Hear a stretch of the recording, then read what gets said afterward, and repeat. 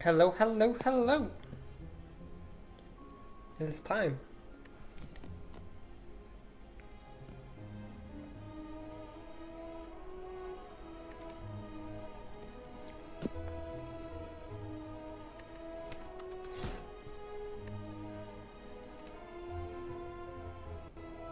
Another try. Yes, please. Upgrade a card. Obtain 100 gold. Obtain a curse from plus 14 max HP. Or lose our starting relic to obtain a random boss relic. Well, I can tell you right now, I don't want to obtain a curse for plus 14 max HP.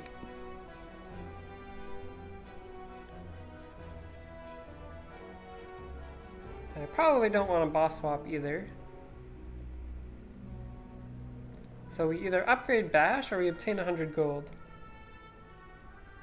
Random boss relic? I don't know, Burning Blood is pretty OP. I feel like it's stronger than the other starting relics. I don't know.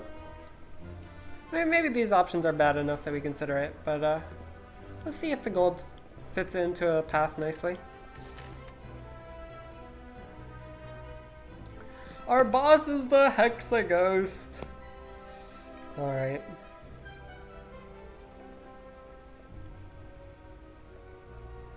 The Hexaghost is master of hexing and ghosting. Major red flags if you ask me. We can fight a maximum of 4 elites if we're willing to fight the spicy elite very early with no rest sites beforehand, and with an advanced hallway fight right before it. Don't need HP versus Hexaghost though. True, true.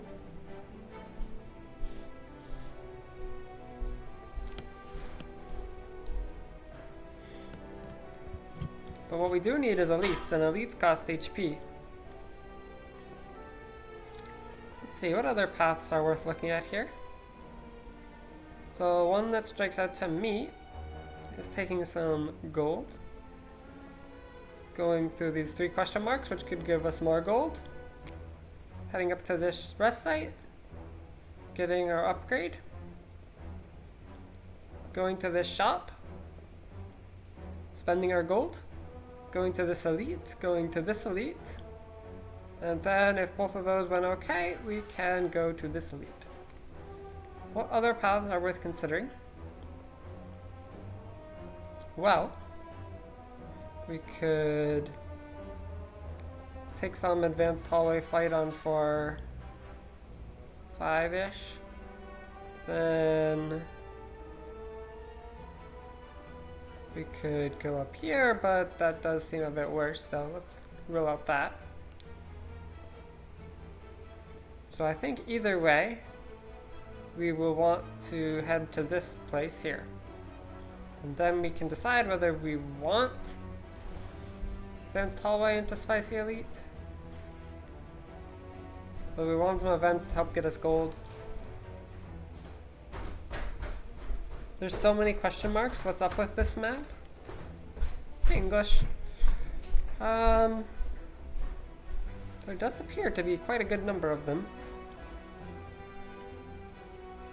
And we can fight, we can take a lot of them. We could go 1, 2, 3, 4, 5, 6. So let's consider the merits of boss swapping. We give up Burning Blood. And we're stuck at 68 for the rest of the act unless we decide to rest.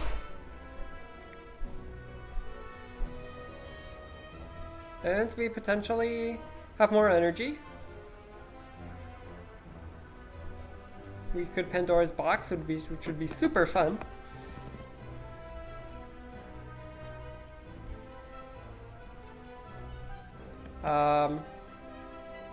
We could,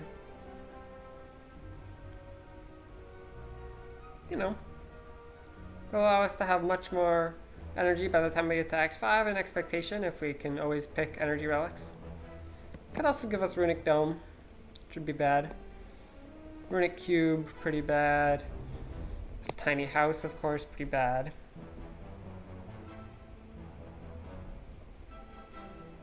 Let's go to all the question mark. Upgraded Burning Blood is possible. That would be cool, right?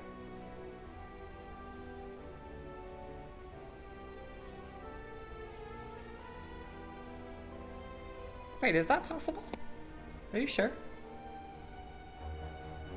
Black Blood?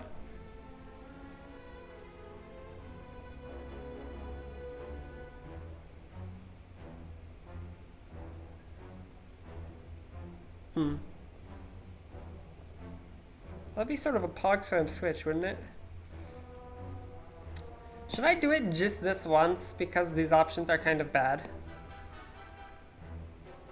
Is this just this one time where we try the boss swapping and see how it goes?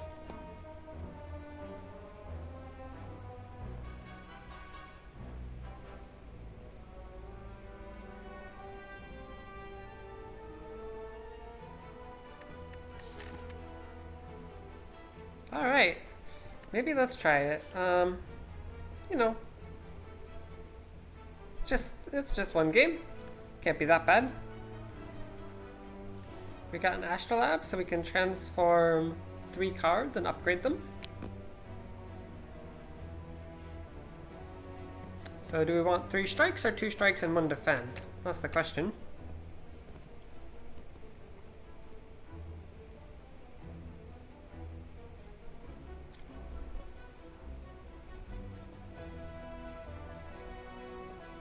Let's look at our path again. So, if we want to go on the hyper aggro path to Spicy Elite, I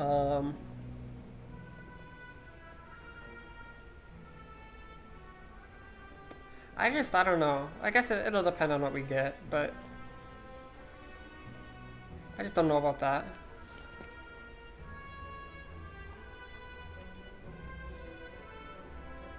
What do y'all think, chat? 3 strikes or 2 strikes and 1 defend?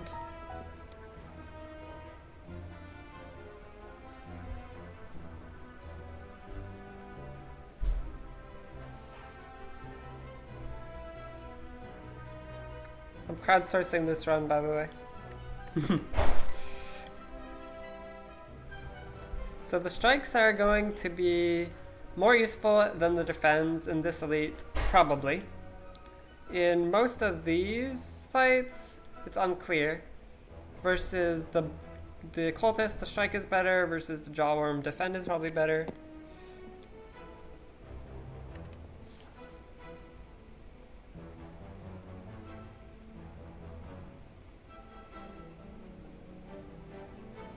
One defend? 2 strikes, 1 defend? What's the ratio of attacks to block cards that you get when you transform? Wait,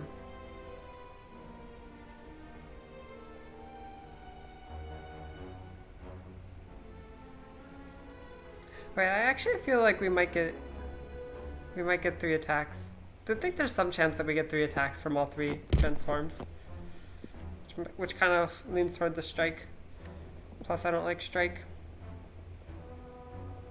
I know most people would probably pick 1 defend here because chances are you get block, but I think defends are much better later, and we can maybe get some attack cards from these 2 fights. So sorry I went against chat. Alright, we got a Burning Pact plus, got a Searing Bow +1, so now we're a Searing Blow deck, and we have an Offering plus here. Sounds good. The Burning Pact is a little weird, but we can draw Searing Blow more frequently with it. But notice how none of these cards say block.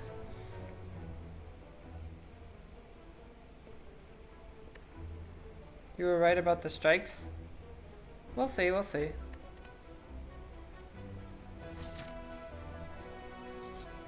It's a cultist! Do we want to offering versus cultist? Keep in mind our HP does not come back. There is no burning blood. We could also just burning pact something right now. Like the offering if we don't want to play it.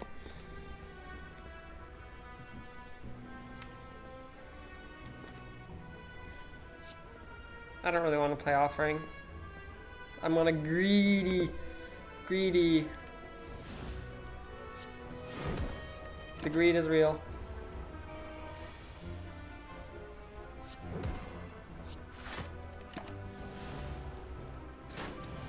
Alrighty. Ooh, we're one strike off of lethal. Guess what? If this defend was a strike, we'd be in a much better spot here. We take 6 anyway.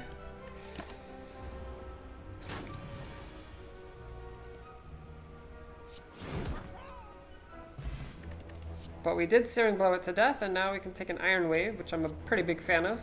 Thundercough and Wild Strike I don't like very much, but Iron Wave is pretty solid. It's like a block and a strike at once.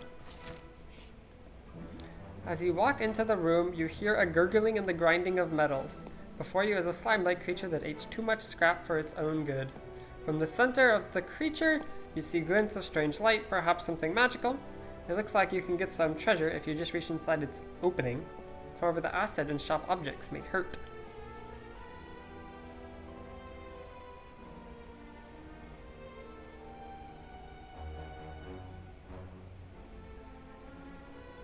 We got an Astrolabe for boss swapping, which we use to transform 3 strikes and get a Burning Pact plus.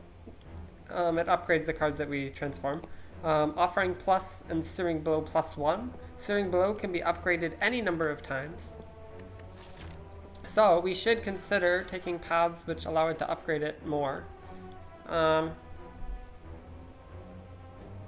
think at this point we're not looking like the Spicy Elite early is super good.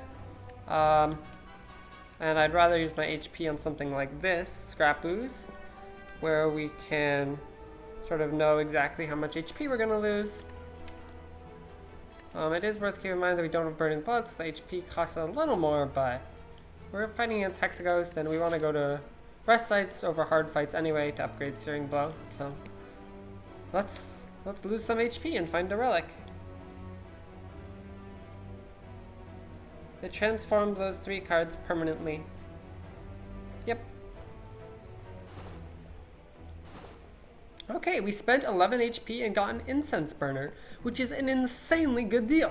Incense Burner says every 6 turns, gain 1 intangible. This can be set up so that Hexaghost's biggest attack gets reduced to 1 times 6. This is truly one of the best relics in the game. Every 6 turns, we basically take no damage.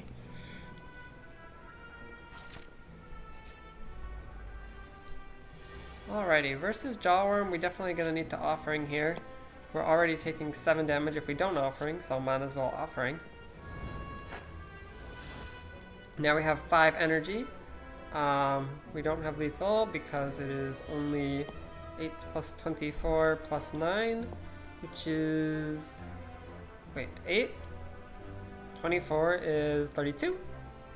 9 is 41, so we're 2 damage off lethal. Ouchie. So we should gain block instead. Should probably play the Searing Blow.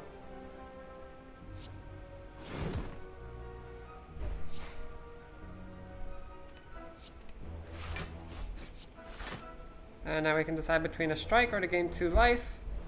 Probably we don't need to use any more life. We already used offering, so I want to believe that 6 is all we need to take here. Nice.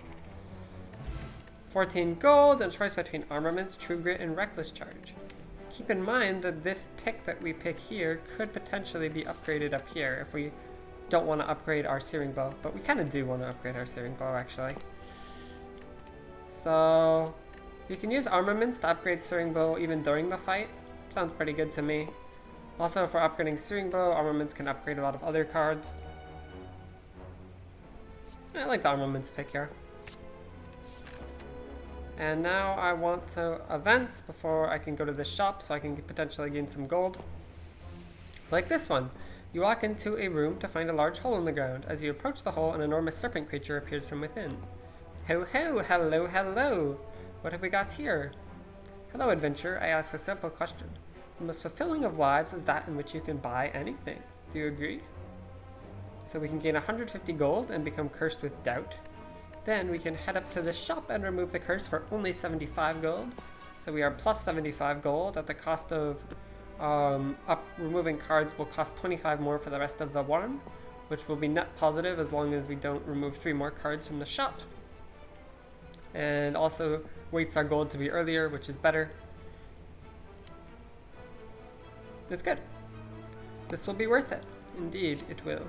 The serpent rears its head and blasts a stream of gold upwards. It's amazing and terrifying simultaneously.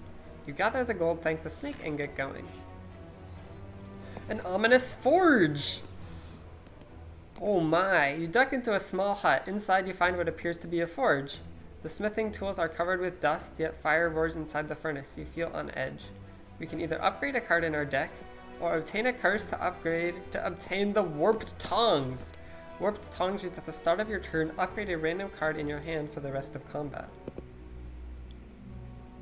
Well, there's one thing, which is that if we remove this pain at the shop, we will not be able to remove our doubt, and we will be drawing it fairly frequently. However, we can exhaust it with Burning Pact.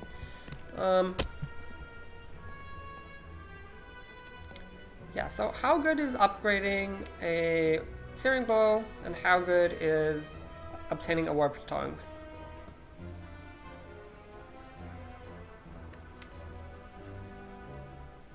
I honestly think that upgrading Searing Blow are... yeah. English says, who cares about things that aren't Searing Blow? I kind of agree with that. Let's upgrade our Searing Blow.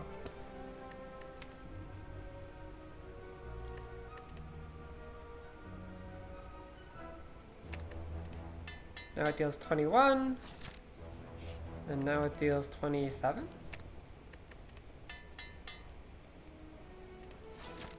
And now we can remove our curse.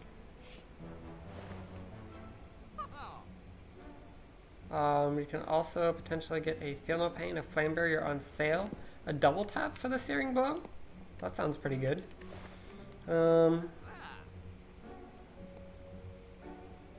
Costs 178 gold though. I think removing the curse is the highest priority right now.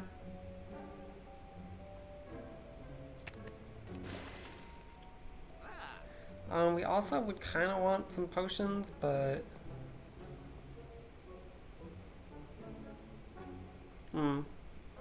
Is the double tap worth spending all of our gold, and are we feeling strong enough to go to 2 elites in a row at 44 HP? With the incense burner, I think we're fine. Although, the alternative is upgrading Searing Blow again. I like having 3 elites. I think we'll be alright. Do we purchase this double tap for 178 gold? Or do we purchase...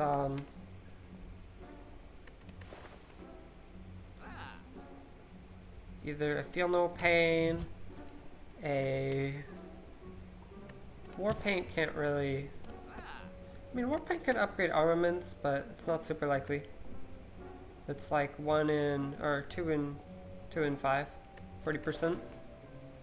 164 gold for a 40% chance to upgrade something good. Probably not good. Nunchaku every 10 attacks. We're not playing so many attacks. And it's not bad, but I don't know if it's 168 gold good. The spoon. I don't know, I feel like double tap is quite good here.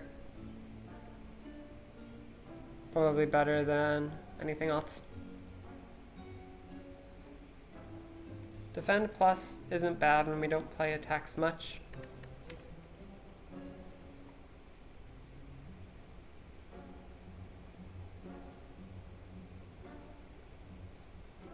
Yeah, but I'm feeling that we can realistically like play Offering to draw double tap and Searing Blow in the same turn, and then also have some energy to like even upgrade them both, and then like play an upgraded Defend or something.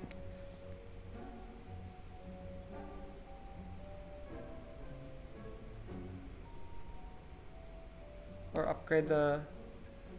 well... I mean, there's no denying this double tap is really good. It's just, is it worth 178 gold? That's the question, right? Would we rather have a double tap in our deck or upgrade 2 random skills?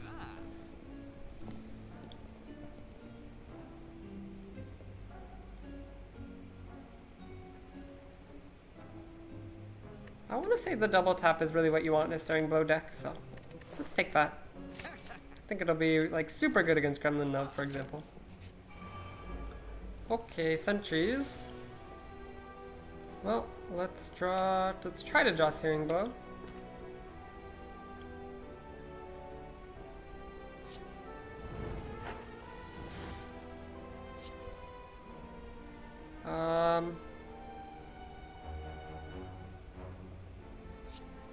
We can't unfortunately get our reshuffle before we get the 6 Dazed, which is mildly unfortunate. But we can try to draw the double tap. I mean the Searing Bow, which is worth it. And here, what do we exhaust? Probably just Ascender's Bane because we're getting dazed so much that we need the 27 armaments.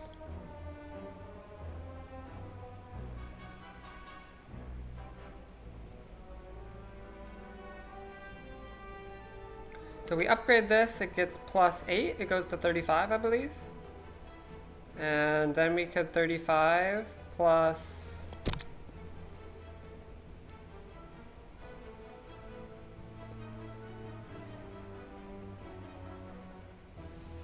Unfortunately, 35 plus 5 is 40, which is 2 off of killing one of these guys. Maybe we do that anyway, though. Then we only get 3 dazed in our draw pile for the next shuffle, which is really good. Oh wait, no. Wait. That doesn't make sense. Okay, what if we upgrade double tap? And then play... No, that doesn't make sense. We upgrade the Searing Blow, it deals 35. We can't kill that guy. Okay. That's sad. Unless, okay, so maybe we double tap Searing Blow this guy then. And if we were to do that, it would still make sense to armaments the Searing Blow first. I think.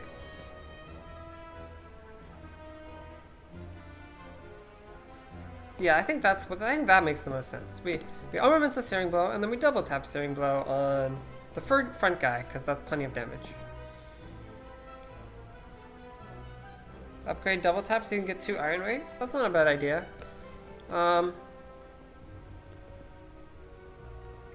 problem is we're not playing Searing Blow, right?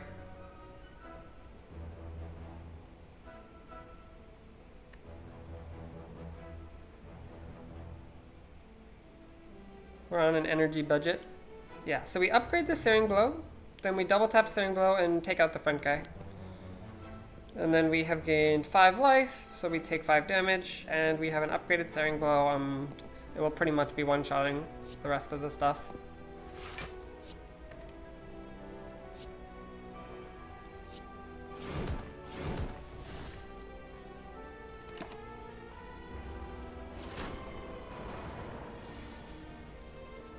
Alrighty.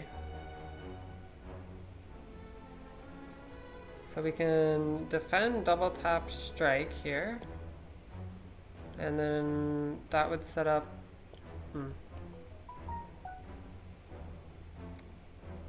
Honestly,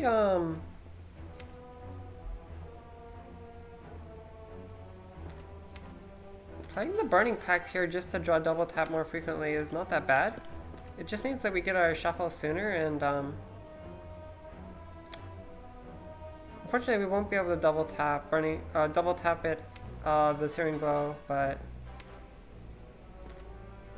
we could take out this guy. The thing is, I don't know, like, if that's even better than just defending.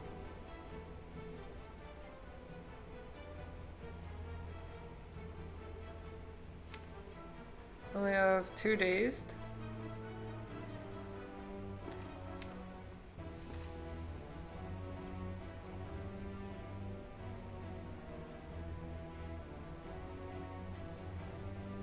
Burning Pact and try to draw a defend? Yeah, but what if we draw the Searing Blow is my question. Because if we draw the Searing Blow, we're taking 10 damage if we Burning Pact here.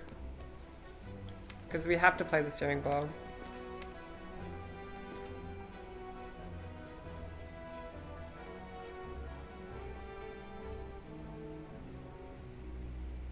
So I think we honestly might just defend and then double tap the strike. And yeah. This guy, right? Because this guy doesn't need extra. This guy only needs 4 damage or 5 damage, and this guy needs a lot more than that. Because we'll probably kill this guy if we draw the bad draw. Okay. Okay, at least this guy's already dead next turn, guaranteed. So we don't need to worry about taking damage next turn. We have Incense Burner next turn.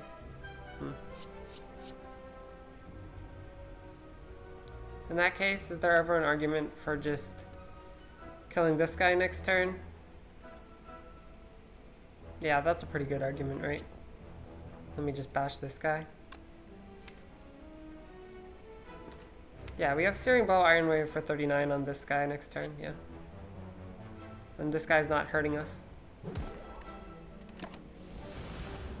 We use our intangible.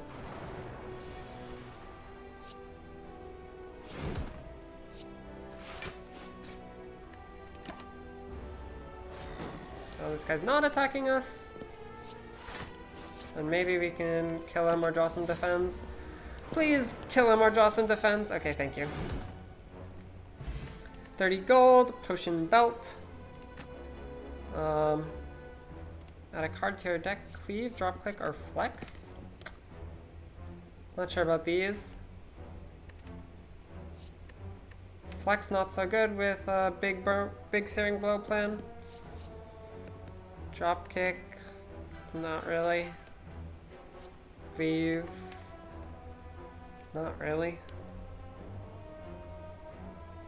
I think this is a skip.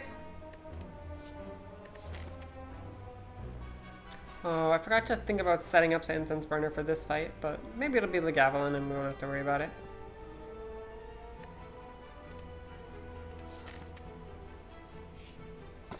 Blue Candle. Unplayable curse cards can now be played. Yeah, we don't care about that, right? Don't really see why we would want to play our curses if we don't have any and we don't really want to get them in the future. This is just a really, really bad relic, right? Can already exhaust curses with Burning Pact. I think this is just Sapphire Key, which is pretty sad, but there's not really that many good uses of Blue Candle.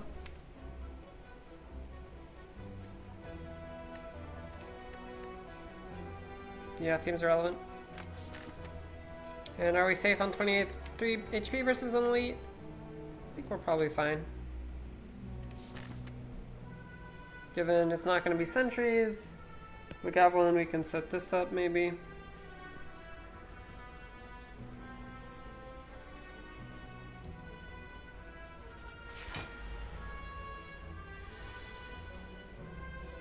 Okay, so we want to wake it up when this is on 5. So we don't Searing Blow, we can just get rid of a card here, like a strike. And we can upgrade our Searing Blow for the rest of the fight. Very good.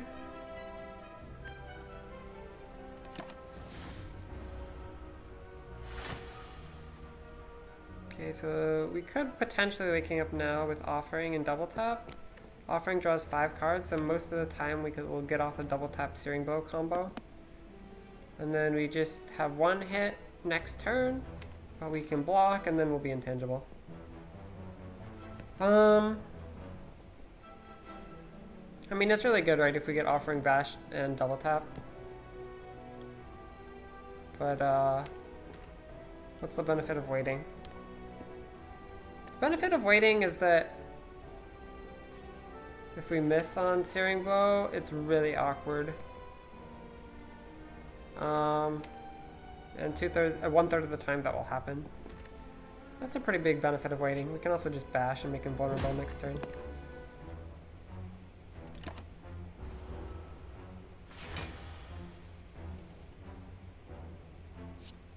Wakey wakey! Armaments to upgrade the bash. To make him vulnerable for the rest of the fight. Now we're gonna be intangible. Maybe we can draw the offering and only lose 1 HP. So good. And this incense burner is insane.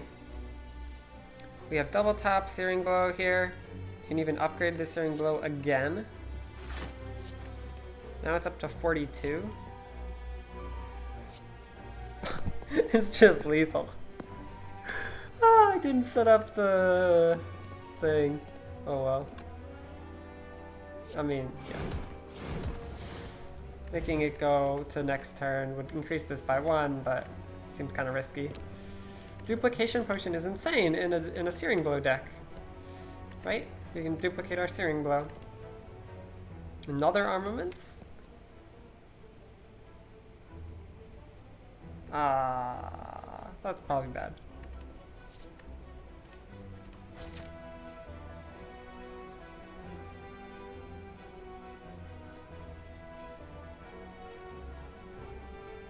Fight another elite. If it's sentries, are we okay? I don't remember how much damage we'd be taking versus sentries.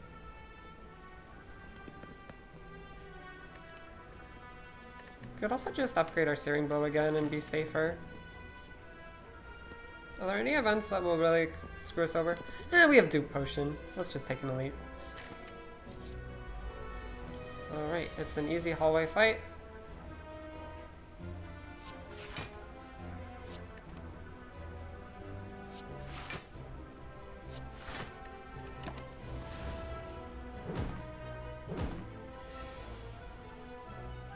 Oh, Searing Blow doesn't quite kill that. Very sad. Oh, wait, we can Iron Wave. Okay. We take 1 damage. And we can set up our Incense Burner, because it is the easy guy left. And what do we want to have it on? So for Nob, we really want to have it on... Let's see.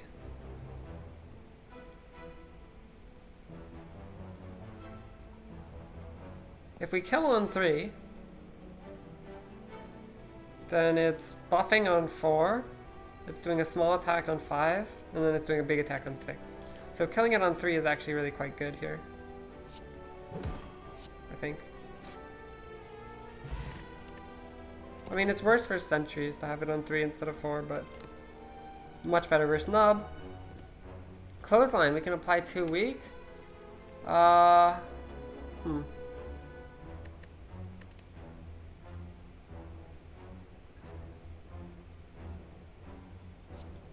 See, normally I'm like okay about taking Clothesline, but yeah, it's like fine versus Hexaghost is the thing, right?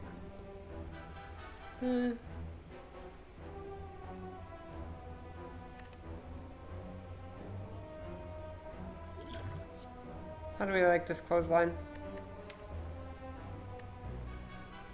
I feel like it might be a skip here.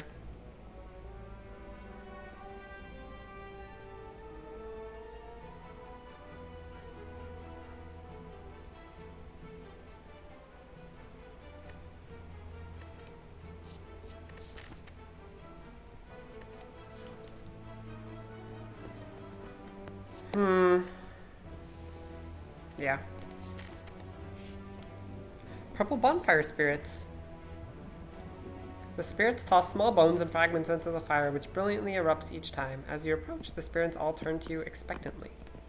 So we can offer a card to the spirits, and if we offer a yellow card, we get 10 max HP and heal to full. So it'd go up to 85, so that Hexaghost can attack us for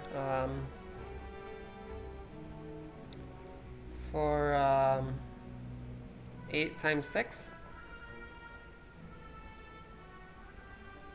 Could also offer it a strike.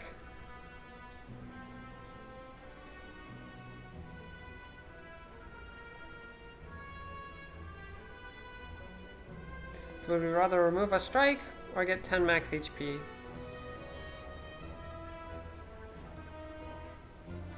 and lose double tap. I don't think losing double tap sounds that good, honestly. What about losing Offering Plus? Don't think that sounds that good either. So maybe we just skip the max HP and remove a strike for free.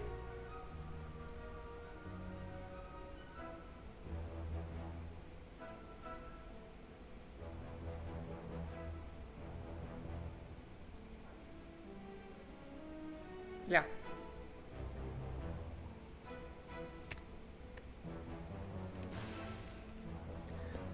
Nothing happens. The spirits seem to be ignoring you now. Disappointing.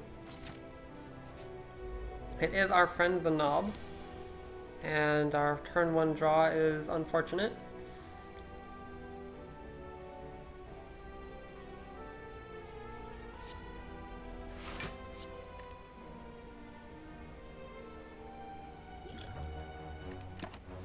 We will probably need to potioning here. Dang it, we can't bash and Searing Blow. We can duplicate the Searing Blow if we want. We have some time though, because next turn we have Incense Burner. So we could just like bash Iron Wave, and then duplicate the... Hope we have a chance for duplicating the Searing Potion when he is,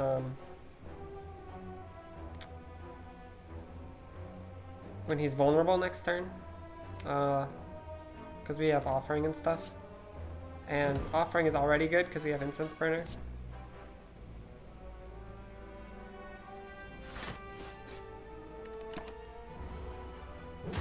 Yeah, so we're always Offering here. We even drew Searing Blow, which is beautiful.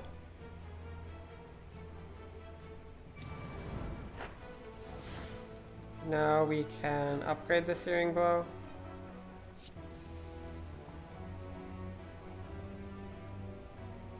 Wait, what if we Searing Blow, and then Burning Pact to draw it again, and then Searing Blow again? That'd be a pretty funny meme, right?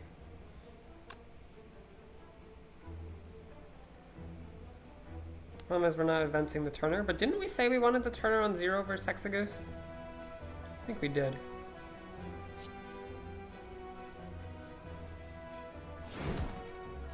I honestly don't want to recalculate it, but this just seems too funny.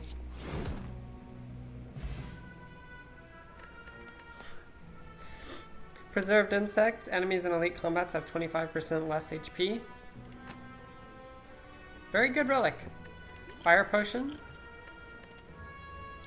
Now we can take an Uppercut.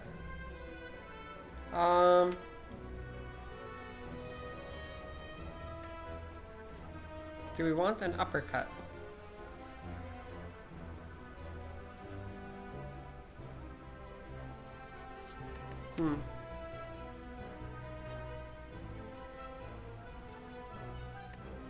It may or may not be upgraded, depending on how many times we upgrade our Searing Bow. It's a thing.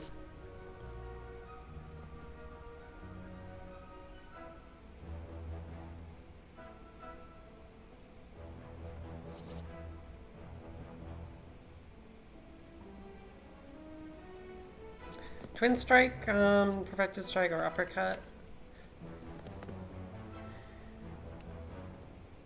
I don't know. Just feel like we don't really need it. We can double tap the Uppercut sometimes. And I do think that Uppercut is a little bit better than Clothesline in general, because the upgrade gives you an extra weak and vulnerable.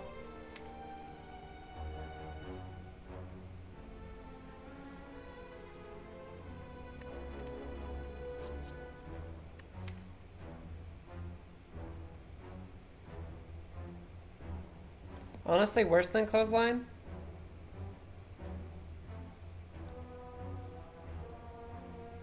Yeah, but if you upgrade it, it's a better than Clothesline.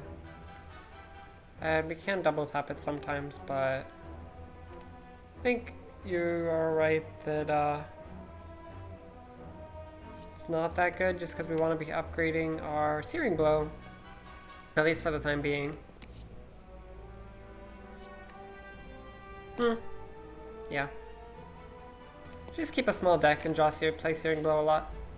Oh, it's an advanced hallway nasty fight. Okay.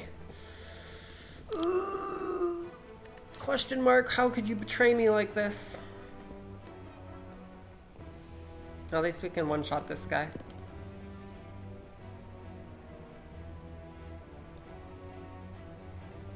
We take 10 damage. You can fire potion and only take 5 damage.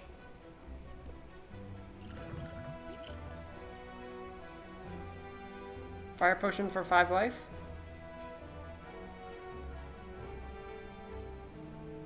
Also, we're gonna need to think about what we want Incense Burner to be on.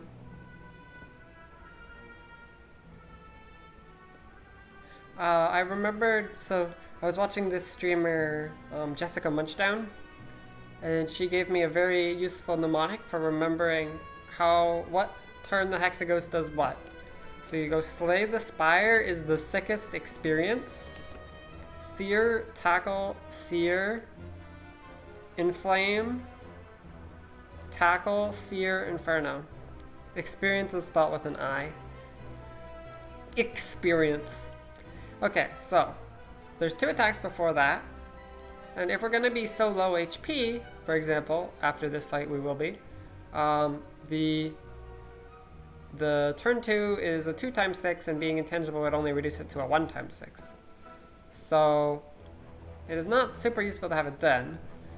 So you go Sear, Tackle. So the Tackle is what? A 6 times 2 maybe?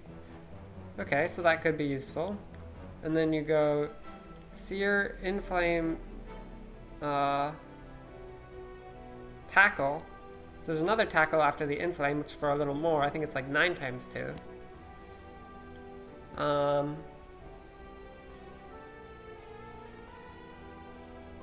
And then there's the big attack. So Incense Burner,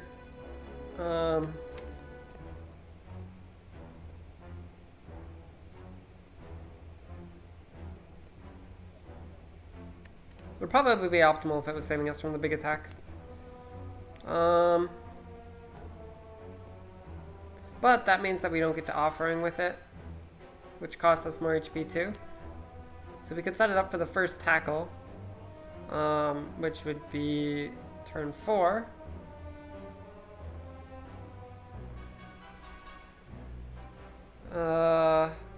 In which case we would want it on 2.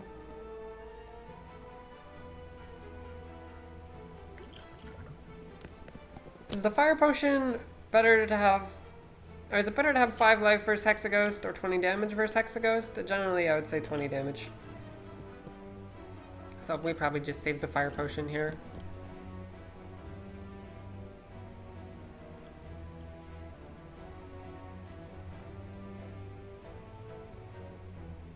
Keep in mind though that we do have Offering in our deck, and Offering is also damage, and life is converting to damage if we have enough life to Offering. Unless we draw it on the intangible turn, which is potentially difficult to set up. If we rest, we can add a card to our deck, but don't really want to rest. Dupe Pot is way more damage than Fire Pot. Flex Pot is also way more damage. We do have plenty of damage, so maybe we should actually save our life here.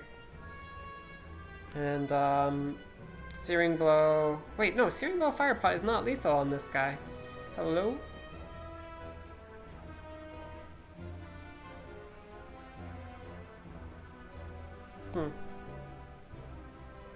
Well, that's kind of awkward. There really is there any way we can save ourselves life here with the potion use? We could use multiple potions, but that seems bad.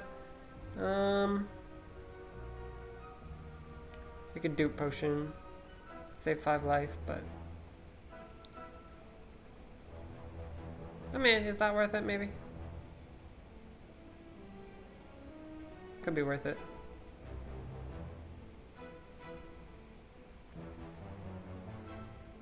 Dude Potion is so much damage versus Hexaghost though, and I keep on... Recently I've been dying to Hexaghost quite a bit. Going down to 7 is insanely risky, right?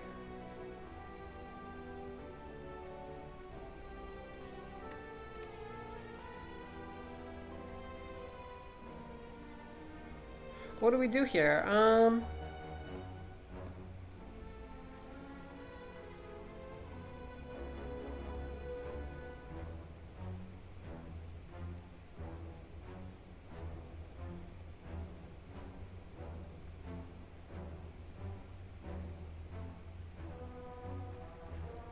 Dupe Potion? Okay, so the question is, I think it's between Dupe Potion, Searing Blow, Defend, or Double Tap Searing Blow. I think.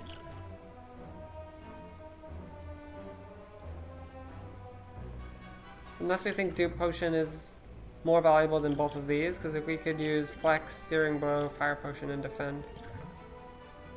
Which honestly might be better, because Dupe Potion is probably more damage going into Hexaghost than however much this is, which is like 10 at most and 20, so Dupe Potion is more than 30 if we upgrade the Searing Blow.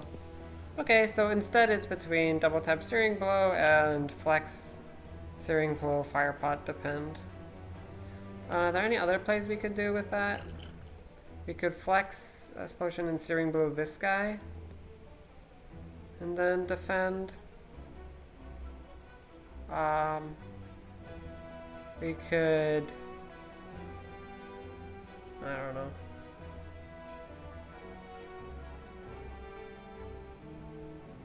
I just want to have enough life to play Offering. I think we'll be fine.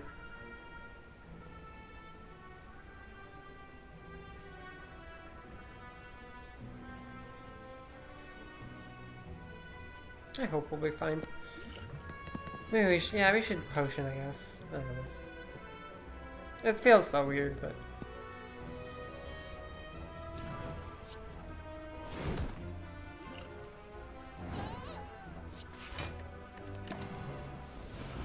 I don't know.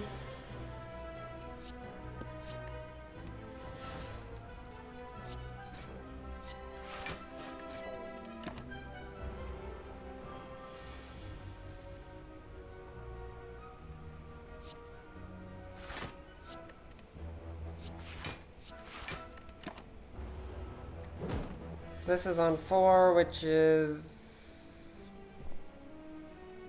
saving us 6 life. I don't know.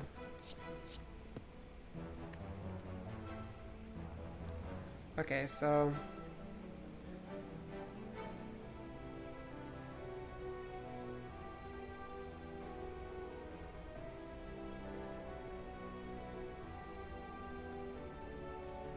I guess it's fine. I don't know.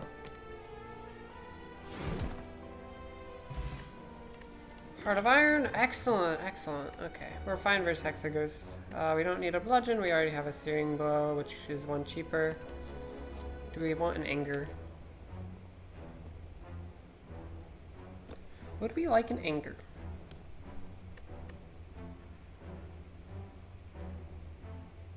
Anger is gonna fill up our deck really quick. Our deck is tiny.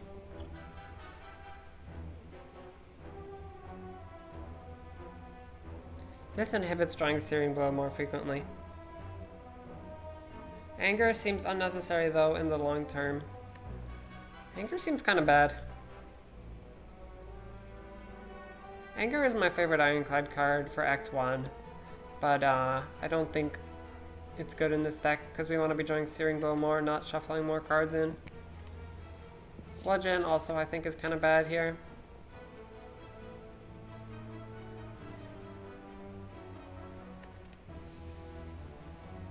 Havoc is probably also kind of bad here.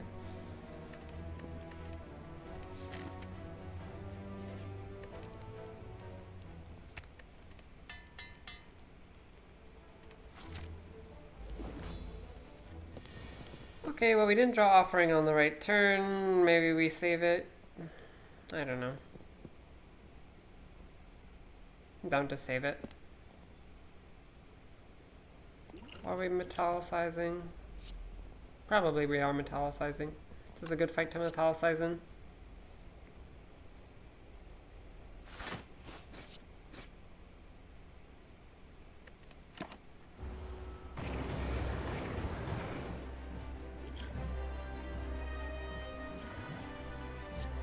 Double tap bash. Now he'll be vulnerable for pretty much the rest.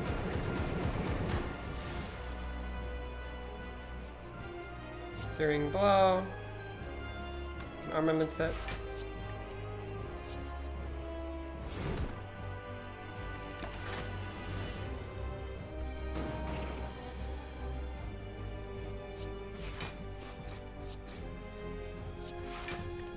Maybe we can even save the dupe potion. That'd be so nice.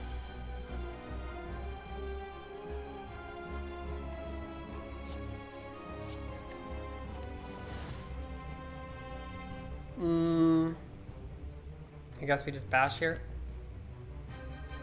Take 2. Yeah, I think it's fine. We have some time.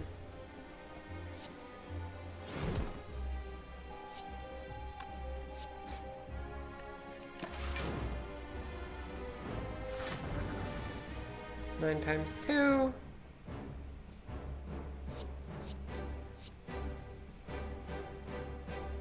We're not going to be able to play armaments in again unless we offering. That's not necessarily true. I mean, we still offer it. Okay, that's fine.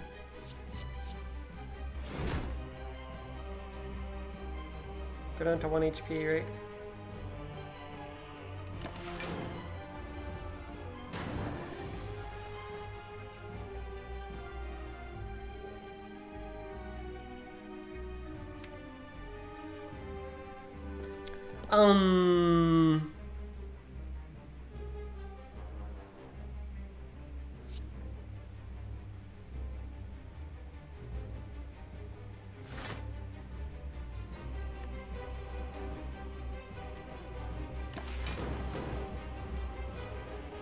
It's fine. Intangible. Okay, we saved our dupe potion. Very good. Another double tap. Haha. Don't need that.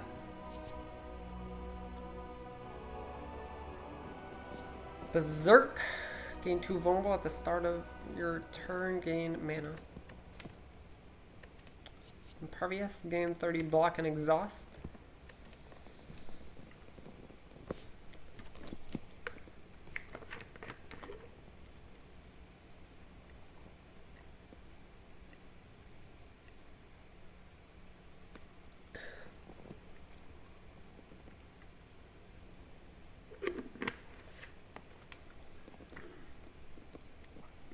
Pretty happy with this Act 1. We gave up our Burning Blood, did fine. We got almost all of our strikes removed. We have a Searing Bow +4. And we have an Incense Burner. We have a Preserved Insect. We fought 3 elites, right? We got a Sapphire Key. I think that went well. Okay. Impervious. We don't have a lot of blocking. And in Act 2, you sometimes need to block.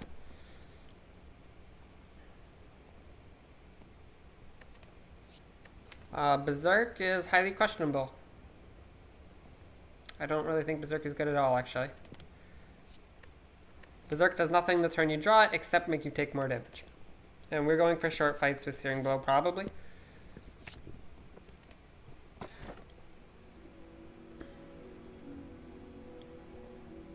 Sacred Bark and double the effectiveness of potions. Runic Pyramid, at the end of your turn, you no longer discard your hand. Fusion Hammer, gain mana at the start of your turn, you can no longer smith at rest sites. No longer smithing at rest sites means that our searing blow will not go higher than searing blow +4.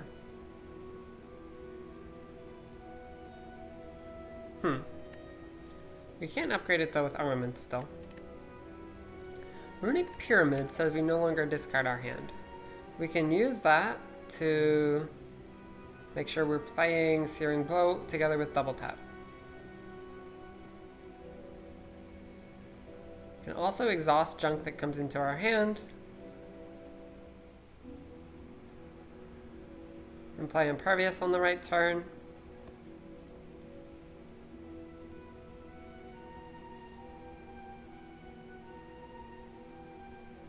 Man, Pyramid sounds pretty fun. I'm not sure if it's better than Fusion Hammer.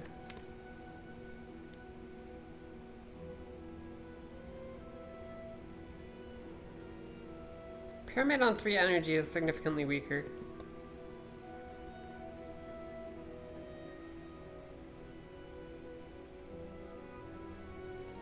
On 4 energy, we can do stuff like Bash, Searing Blow. Or like Armaments, Double Tap, Searing Blow. But it does mean that our Searing Blow is stuck at 34. I kind of want it to go more than 34.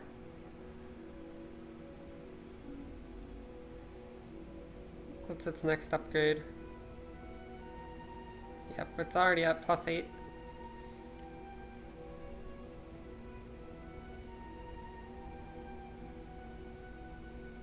Yeah, I mean, ideally we'd upgrade this like at least 3 more times.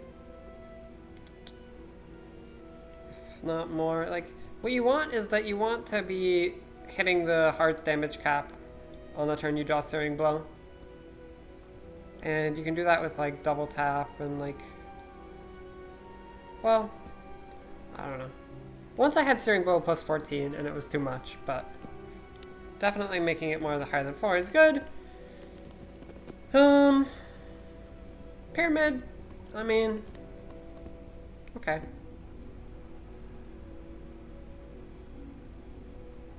Yeah, we can Pyramid.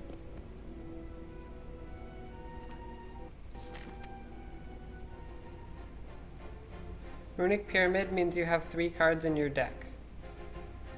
What do you mean?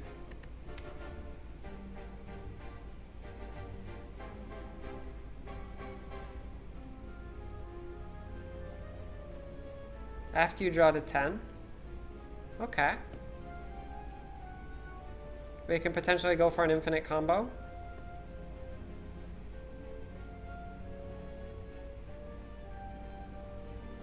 If we save up good stuff. Yeah, I mean we can exhaust down to an infinite potentially. We would just need the energy for it. That'd be pretty fun. We're facing the champ. The champ of Mighty Enchamping. Okay, we can go to a maximum of 3 elites if we go to this one. How many rests? This act has very little resting. In fact, resting costs us an elite. And that's, well, yeah. If we go to this elite, it costs us this rest site. If we go to this elite, it costs us this rest site. Do we like the spicy elite early and then, no, well, wait. Yeah, it just costs us an elite no matter what. The three elite paths have 0 resting.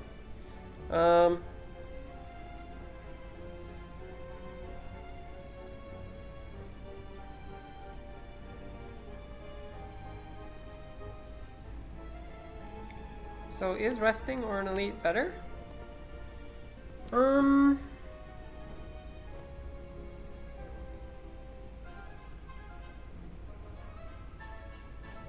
Campfire versus an elite. Upgrade Searing Blow. I don't know. I like the idea of fighting this spicy elite. We have Preserved Insect. We have some gold we could spend at a shop, maybe like here.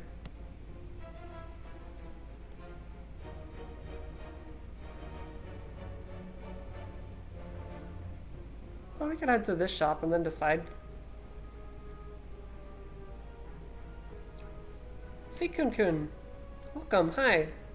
We have a Searing Blow deck. We also did Boss Swap and got Astrolabe. Our Searing Blow is currently at +4, which means it deals 34 damage.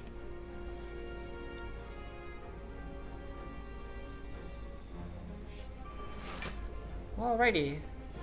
Here we find ourselves facing a Spheric Guardian. It will block and then make us frail. It also has Barricade. Keep in mind, we're gonna have the double tap combo. We have Runic Pyramid now. Let's exhaust our bad cards to make space. Do we want to armament something? Ooh, the armaments upgrade is so good with Pyramid though. Right? Maybe we even consider upgrading armaments. Upgrade so many cards. Yeah, we can just upgrade this and play it, I guess.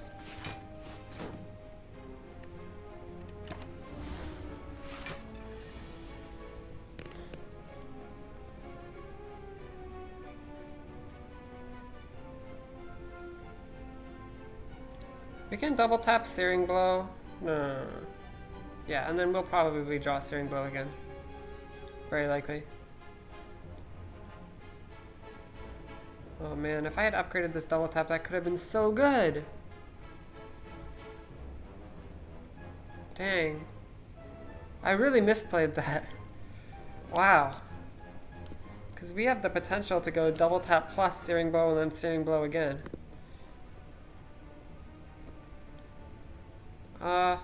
Yeah. I mean...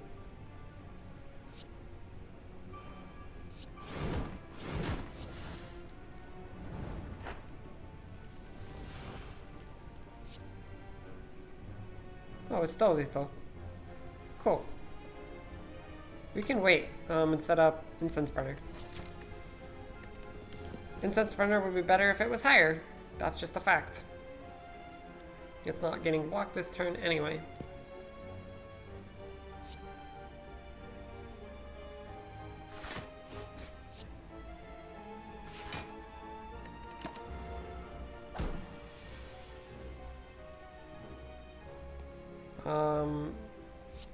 Yep.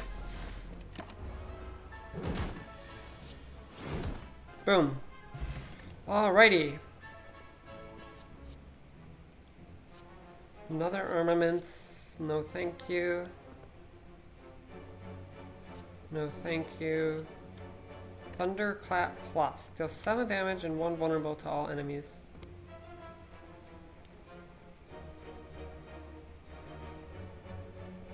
We can combo that with Searing Blow. Because we have 3 energy.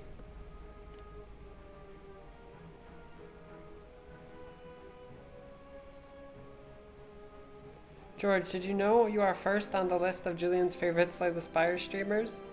Aw, thanks. I appreciate that. George, did you know that you are Jeannie's favorite Slay the Spire streamer and there is no room for competition? George, did you know that you are first on the list of Slay the Spire streamers that Julian and Jeannie have as their favorite Slay the Spire streamers? You guys are great. I love you so much. Is this Thunderclap Plus good? It's cheaper than Bash and applies vulnerable, but it only applies 1 vulnerable instead of 2. If we take this, we might just remove the Bash. I don't know. Probably Bash is fine.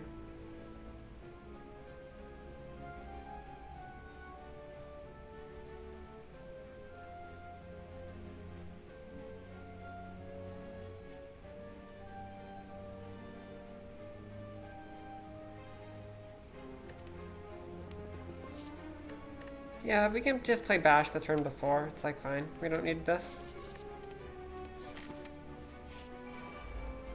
Hey, we are intangible turn 1 versus these looters.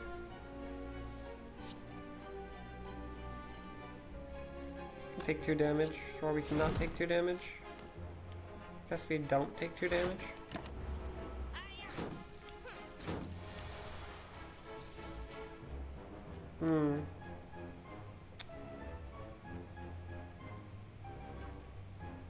Armaments the Iron Wave, maybe? And then...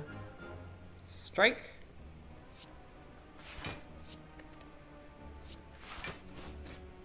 We strike!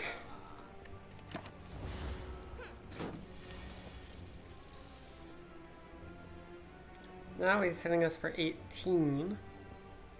I'm just impervious. And then we can...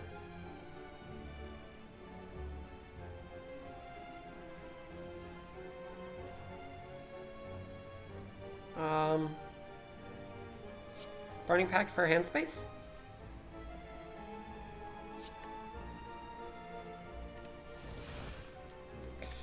Well, we didn't draw Searing Blow. Oh, we have one more hand space, or don't we? 1, 2, 3, 4, 5, 6, 7, 8, 9. We do. We do. We do.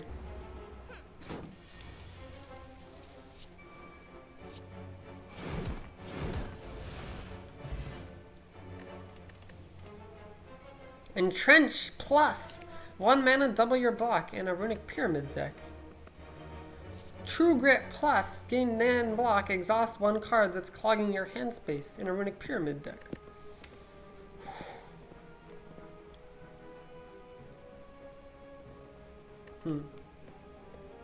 Both of these are really good, I think.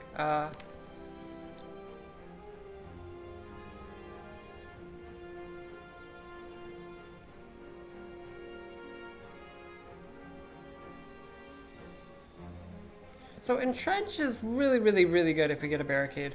It's kind of less good if we don't.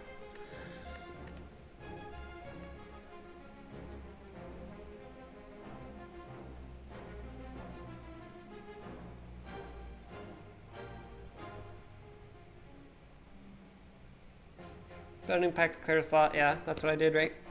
I think that's what I did. We think a lot. We thought alike. Yeah, this is just a really interesting decision because I value both of these pretty highly, and the True Grit is definitely better right now, and the Entrench would be better if we got a Barricade. But I don't know what the chance of us getting a Barricade is. Like, I don't know.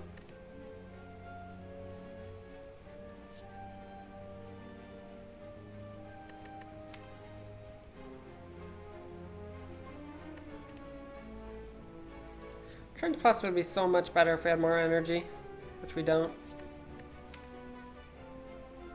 Probably I'll just take the True Grit Plus then.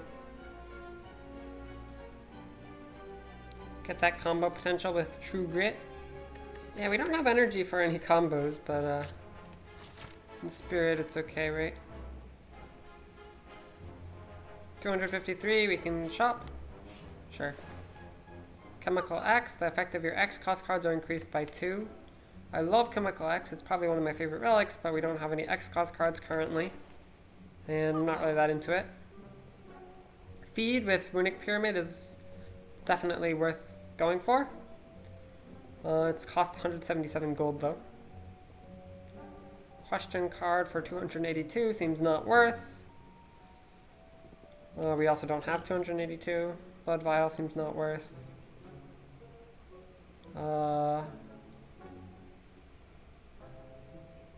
Hard remove. I like the feed. Feed with Pyramid is very good. There's also a Reaper on sale. We can double tap Reaper.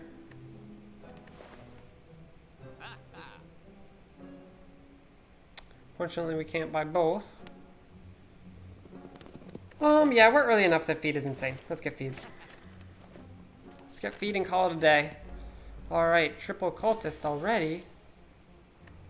Wait, triple cultist already? It's floor 4. Come on, bruh.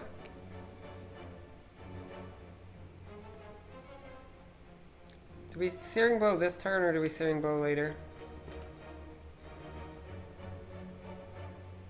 I think we just Searing Blow now, because we need to spend the energy.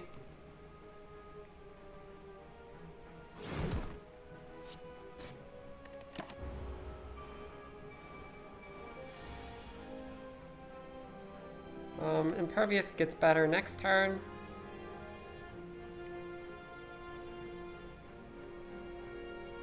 If we bash Iron Wave, no, Impervious, we're intangible next turn. We can take 7 damage if we bash Iron Wave. The happy dancing cultists. Hey, Airfoil. True Grit to Searing Blow. True Grit the Searing Blow to Flex. Bruh! Madman over here. We could also gain some block. So we could gain 9 block, we could gain 14 block, we can gain 18 block. That will give us hand space. Hand space is pretty good. And we'll be intangible next turn. I think it's fine. Just not take any damage right now.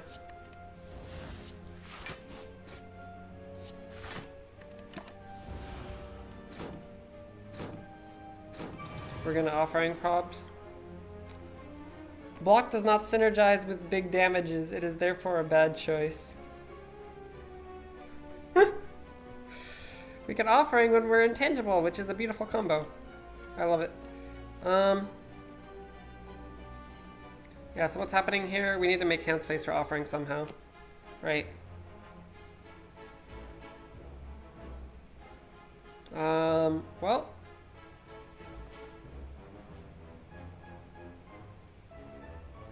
We can double tap, I guess.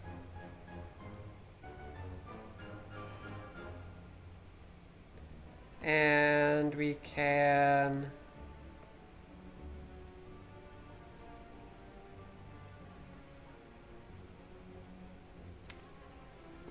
just draw 4 cards instead. It's fine.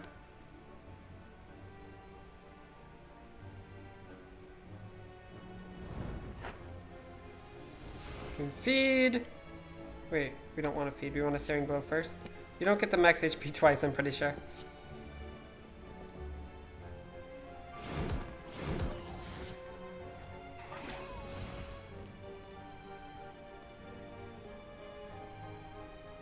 Make some hand space, I guess.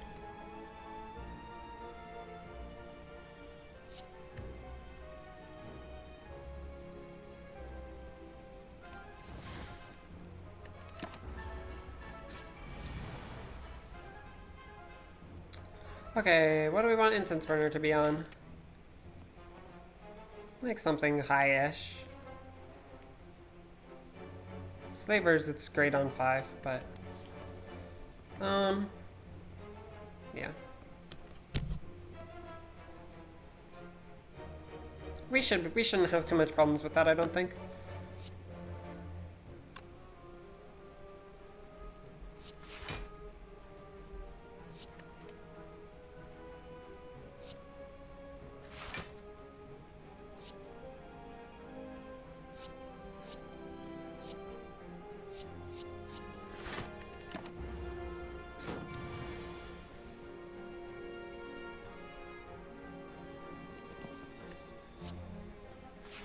Wait, we're drawing the same cards every turn.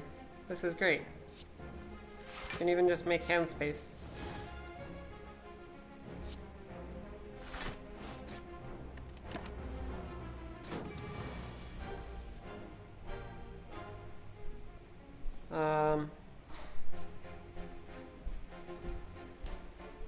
Well, we don't have enough hand space to draw all the cards we... Oh, no, we do. So yeah, we are gaining 9 plus 8 is 17, plus 5 is 22, not enough. Just...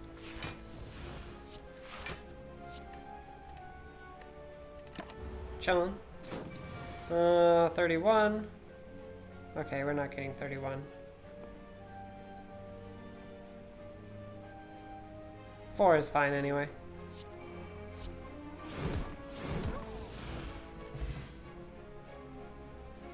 $18 gold, a regen potion, which is a nice chunk of life. I do like it. And a disarm. Beautiful. Disarm is one of the best cards you can have for Ironclad in the late game. You can disarm the heart, make its big attack hit for less. Before you lies an elaborate shrine to an ancient spirit. Well, we can gain 50 gold, or we can gain 275 gold and become cursed with regret. Regret says at the end of your turn, lose HP equal to the number of cards in your hand.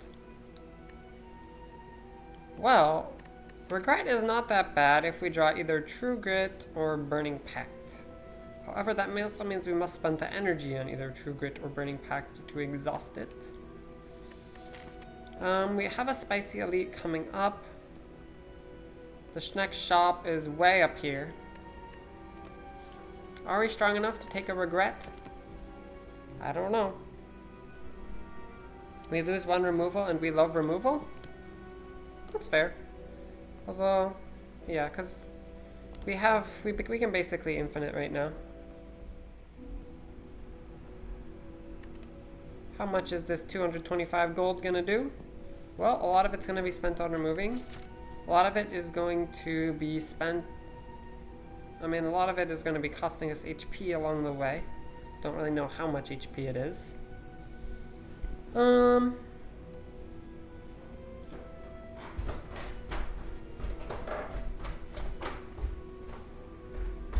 Yeah, we can just take the 50. Don't want to get stuck with this regret in my hand and then I lose 1,000,000 damage because of it. Which is definitely possible.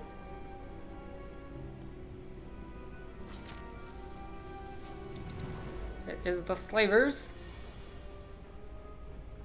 We can Offering next turn with Incense Burner, and this turn we can Impervious, I guess. We gain 39. It's enough.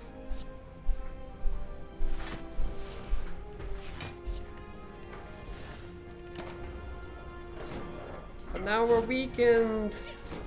Didn't want to be weakened. 1, 2, 3, 4, 5, 6, 7 cards in hand. So we should play one of them.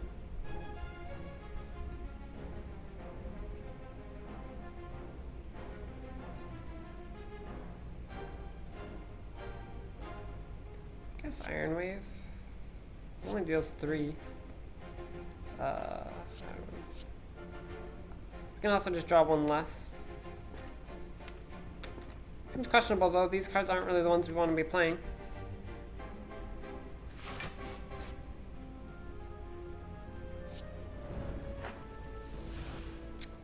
Okay, now we can double tap feed maybe. It only deals 14. Okay. This deals 50. Or 25.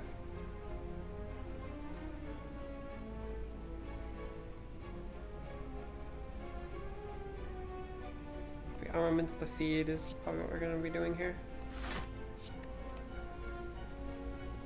No, yeah.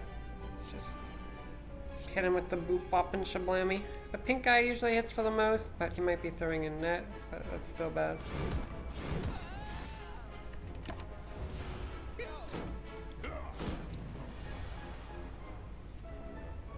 We got our Searing Blow again. We can kill the blue guy, and then we take a hit. Yeah. Oh well, it's fine. Yum yum!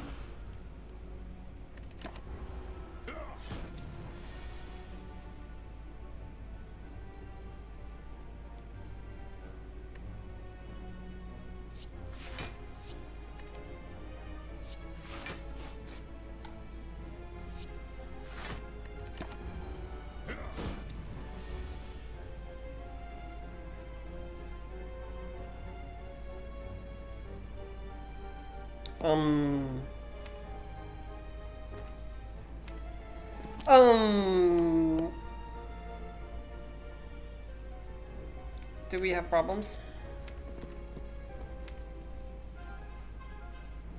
Well, we're not getting our Searing Blow back, probably. I mean, we could try, but... we gotta make some hand space, so we should...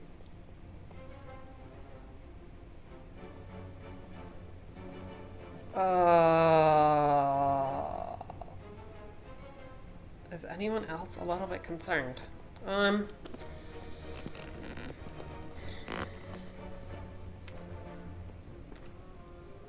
I really should have killed this slaver. I wasn't thinking right. In Runic Pyramid, the wounds are devious. We need to deal 35. We have a double tap, we have a bash, so that is 8 plus 12, which is 20. Then this is 29, and now I need one other attack. We need to shuffle as soon as possible so there's not too many wounds. Yeah, and we're just gonna take quite a lot of damage. We should use this probably.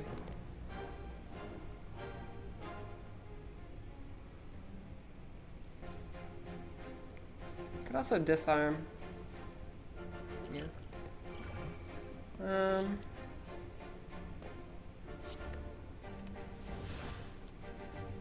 True Grit is beautiful.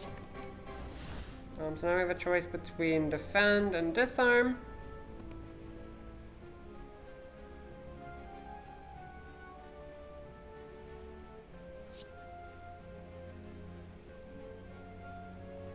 Defend seems better to me.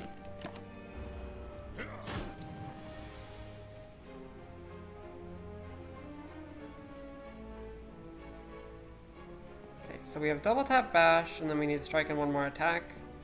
So until then, we should be blocking, I guess.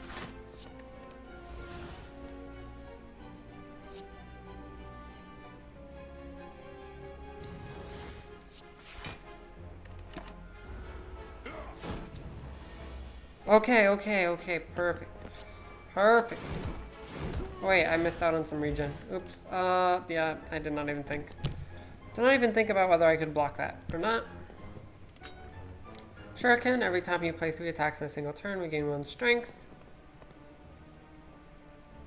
Not very good. Emerald Key. Another Burning Pact seems quite bad. Unupgraded Entrench.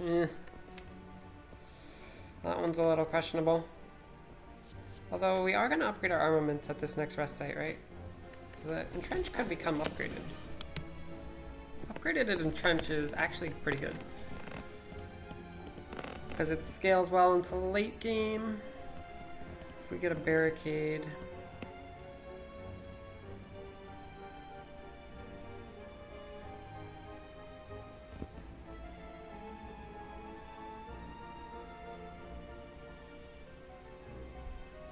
Should have killed the Taskmaster second. 100% agree.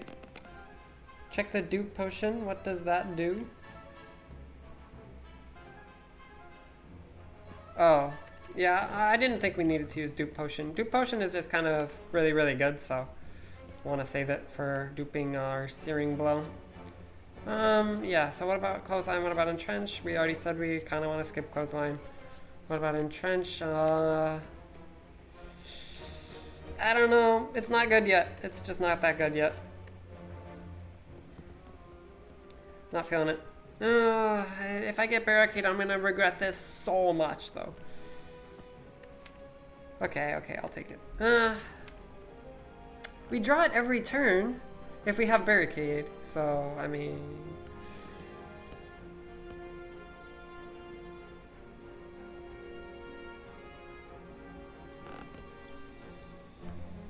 it's just really bad right now. But are we strong enough right now that it's okay? I mean, it's not useful now. It's just useful if we get Barricade, but... I kind of think that we're strong enough that we can have it in our deck and we'll still be fine for now. And I want to allow us to win the game if we get Barricade, so...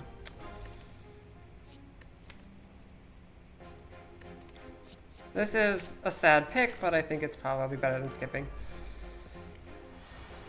Unfortunately, we are intangible when it is intending to pick a powerful negative effect. Monka S. Oh, I don't even want to use hands. I don't want to play the double tap for hand space, and the defense will be better next turn, but getting a handful of...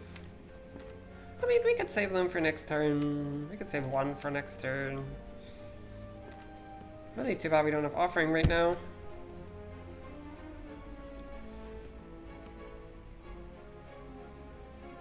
Double tap and feed, 100% staying. We can play one defend for hand space. I doubt we're going to be wanting to play 2 defends next turn.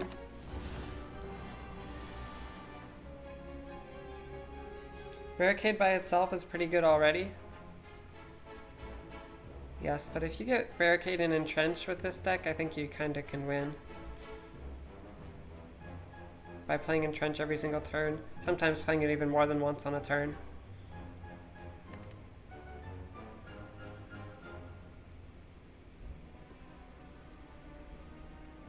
Well, Impervious is good.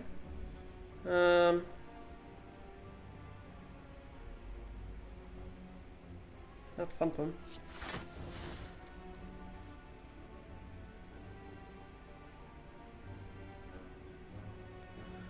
We're still weakened for next turn as well.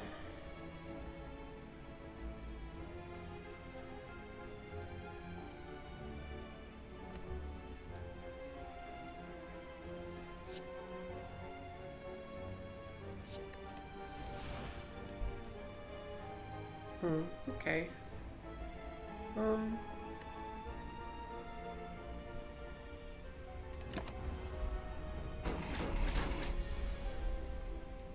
Disarm is good here. Can we block with it though? We can upgrade the disarm. When it's attacking for 15, we gain 3 block, we can gain 6 block. So we take 9. Alternatively, we can try to offering. And do we have lethal if we offering?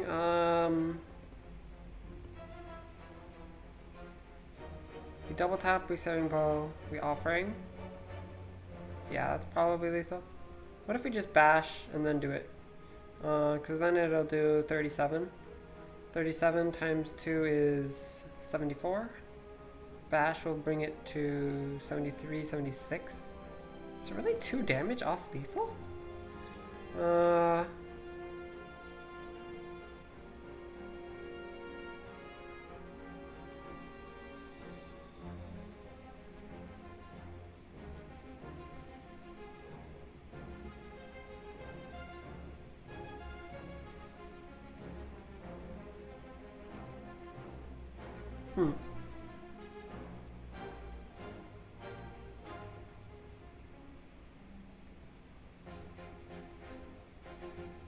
Say we offering armaments the double tap.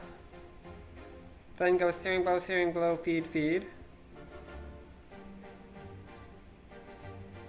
50, 14, 64. Nope, not close. Well, then we just, do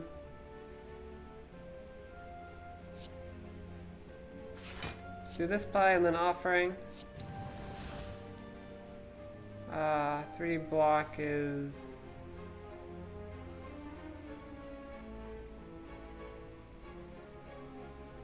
Do we even offering? Like...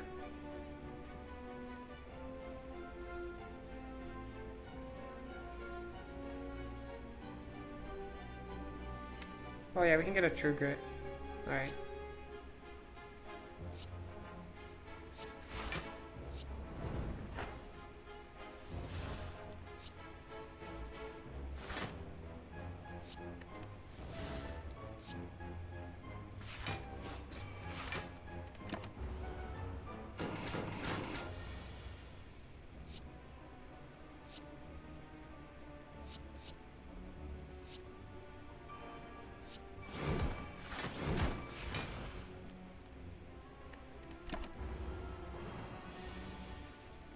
Feed is dealing 7.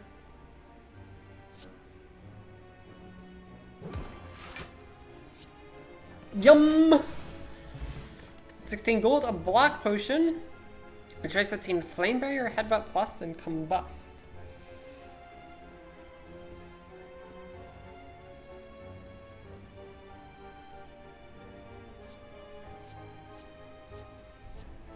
Don't need a Headbutt Plus. Don't need a Combust. Don't really need a Flame Barrier either.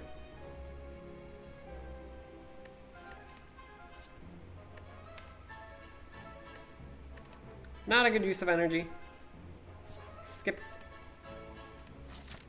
Now we can upgrade our armaments, I think. This is super good with Runic Pyramid. And now we head over to this elite. Letter Opener, if we play 3 skills in a turn, we deal 5 to all enemies. Not really that relevant. The hardest hallway fight in the game? Avocado and Fungi Beast. Can't say I'm happy about seeing this from my question mark.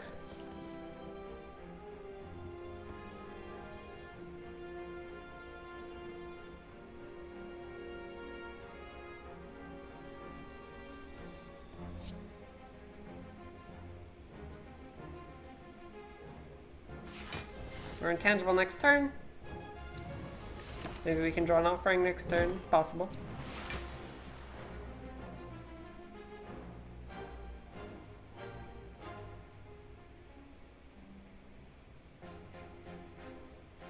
Double tap Searing Blow. Deals quite a bit.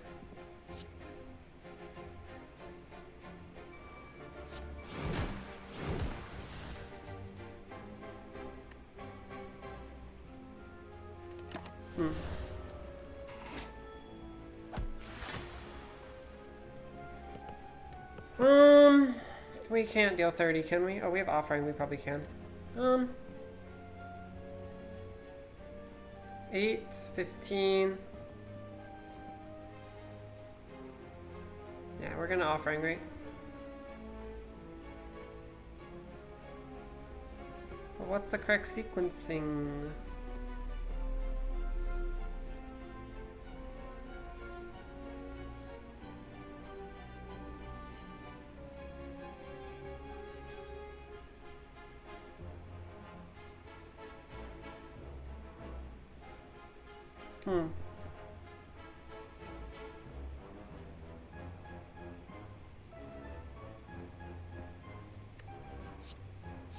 I guess armaments first.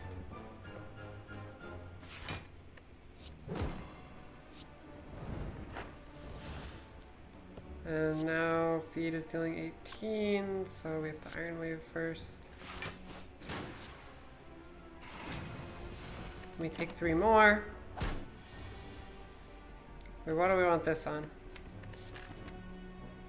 We want this on like something high, like it's not slavers, so I mean we still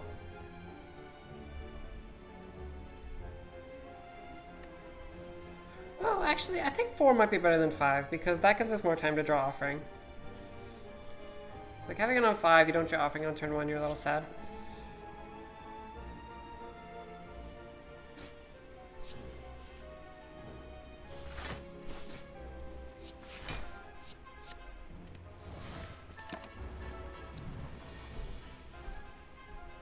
What we want is Shrug Plus. Why do you say that?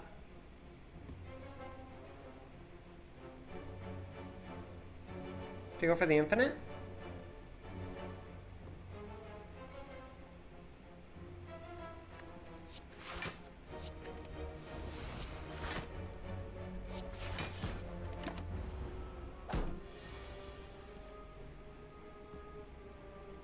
It's the most efficient block card? That's not true. Ghostly Armor gains more block than Shrug. Power Through, well, Power Through costs you wounds, so we don't want that. Let's see. Pervious.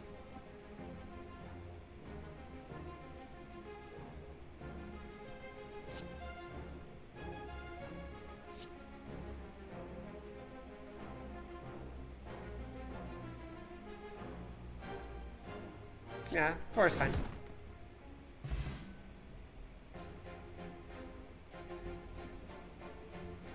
Inspired Trivia. Yeah, I mean, if you count Ghostly Armor, it is ethereal, but it's more. Feel No Pain Plus. We have a lot of ways to exhaust stuff. Body Slam Plus. Wow, that's good. We can combo it with our Impervious, because we have Runic Pyramid. So, not really a huge fan of Metallicize. Feel No Pain Plus versus Body Slam Plus. Kind of an insane choice here. We have 1 card, 2 cards, 3 cards, 4 cards, 5 cards, 6 cards. Man, this Body Slam Plus has so much damage on it. We can even double tap it. Like, double tap Impervious Body Slam is just gain 30, deal 60. And we can easily set up that combo every game with Pyramid.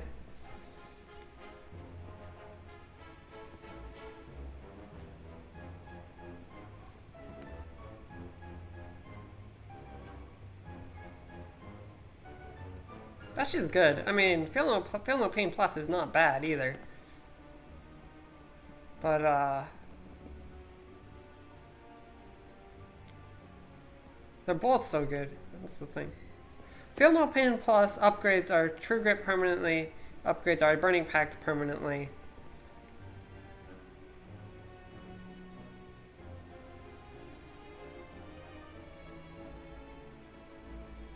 It's like 1, 2, 3. Won't really count that, I guess. 4, 5. It's like 5 upgrades.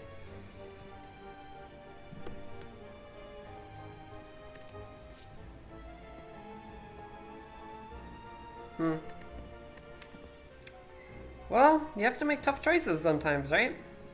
Which one is better? I'm gonna say the Body Slam is better. Scaling the city, you notice a wall covered in the writing of ancients. As you try to wrap your head around what the puzzling symbols and glyphs could mean, the writing begins to glow. Suddenly, the message becomes clear. We can either remove a card from our deck, or upgrade all our strikes and defense. We do not have that many strikes and defense left. And we can also already upgrade them with Armaments Plus, because they will just sit in our hand until we play the Armaments Plus. This seems like a pretty easy remove a strike to me. This is a serious choice. I think it's remove a strike. It's like 4 upgrades on defense, which are all good, but I think my argument about upgrading them with armaments makes sense, so gonna remove a strike.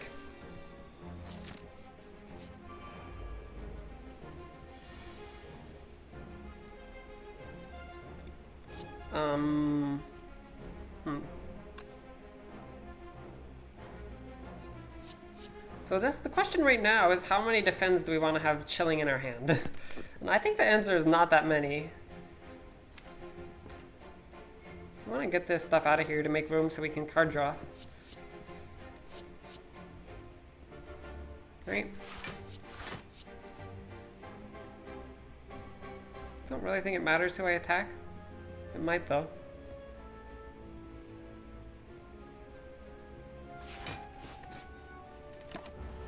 Attack the sneaky. Oh, I should have played defend over Iron Wave because I have letter opener.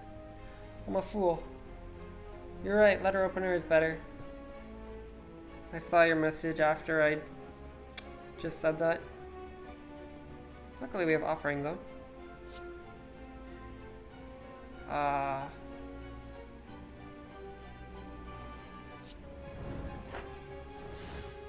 Alright. We can Searing Blow for double.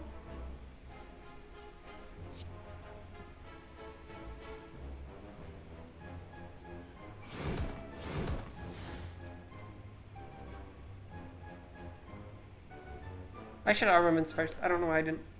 That was a mistake.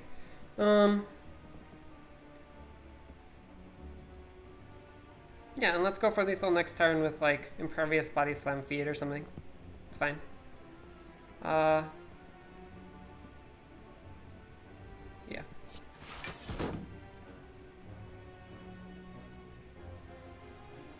Should be fine, right? He's at 54. And we deal only 42. Oh, 52. Wait. Is this fine?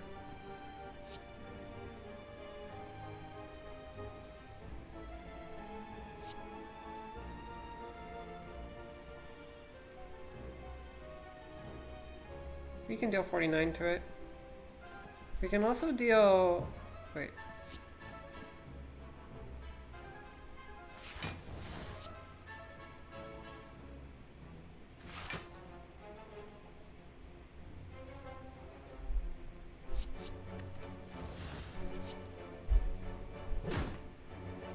That should be fine.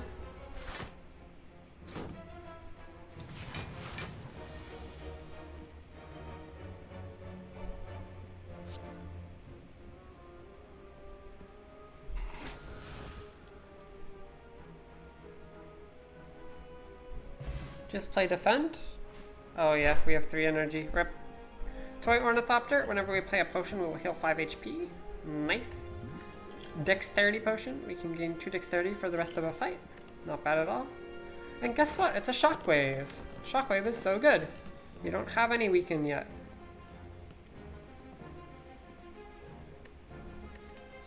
Very happy with that.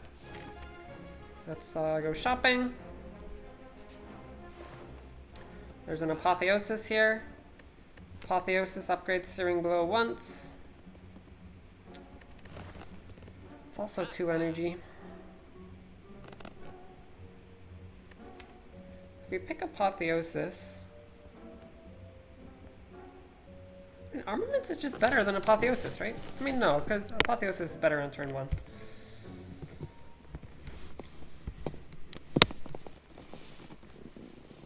Also, hi Julius. How are you?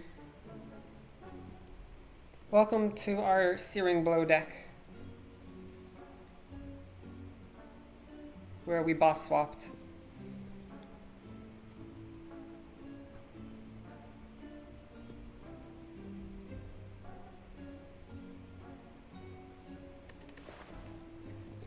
Oddly Smooth Stone, gain start each combat with 1 dexterity.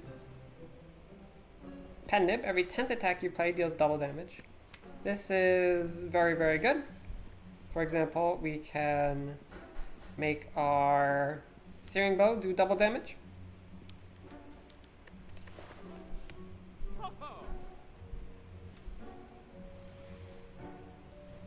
Don't need Brutality. Seeing red is not bad, but not really that good either. Apotheosis is questionable, probably not worth 194 gold. Card remove is a defend.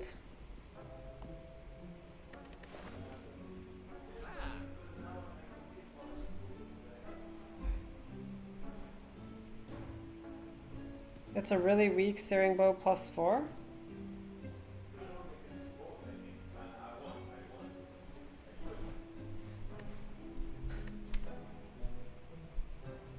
What? Searing Bow +4 is great.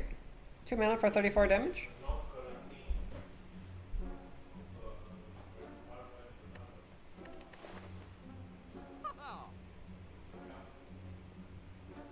Alright, so what do you think, chat? Is this Oddly Smooth Stone or Pen Nib?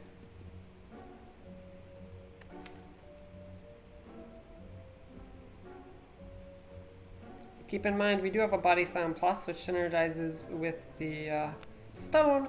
We also have a Body Slam synergizes with the Pen Nib too, if we gain a lot of block.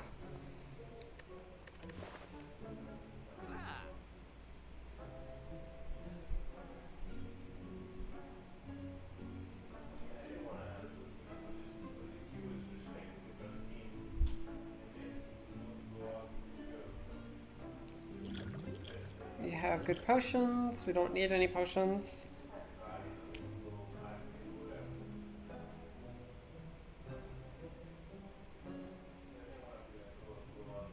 Do we need block more or do we need damage more? That is a great question.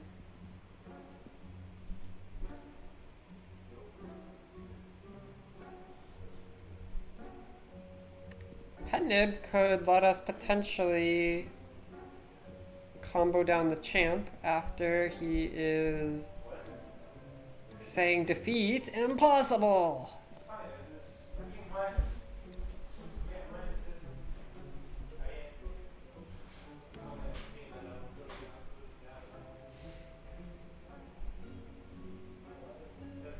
Oddly Smooth Stone does increase our survivability on average. Now Defend Plus gives us 9. True, true. We have 1, 2, 3, 4, 5, 6, 7-ish, 8, 9, I guess. Upgrades with Oddly Smooth. And we have combo potential with the Pet Nib. That's a really tough call, isn't it, right? I'm down for... Oh.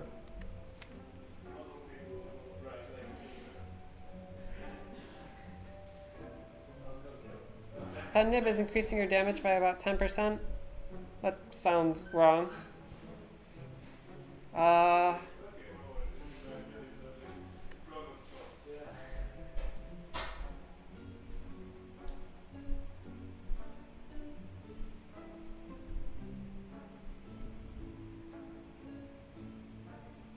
You're right, though. We don't have good ways to charge up the Pet Nib, right? The Iron Wave is an attack. The Body Slam is an attack. And we won't be playing attacks that frequently. You play 11 attacks worth of damage every 10 attacks. Yeah, you play your biggest attack when you have the Pet Nib up. But anyway, I think you're right that we don't charge up this fast enough. That's the problem. So let's take the stone.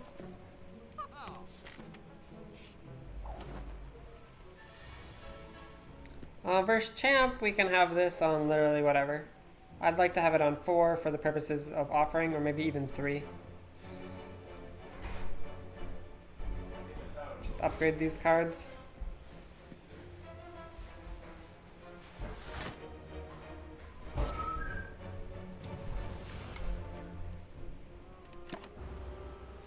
Maybe it's bad to keep the defense in my hand. I'm just scared of what the random draws will give me. Luckily we have Bash and Searing Blow on 1 energy, which is huge.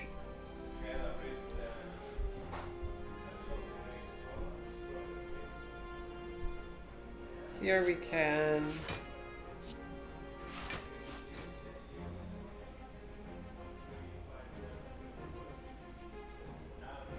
Yeah.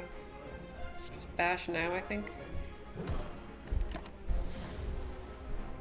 I did the wrong order, I'm sorry. I admit it. I admit it. I admit it. We're going to Offering next turn. It costs 0. Now we can Shockwave.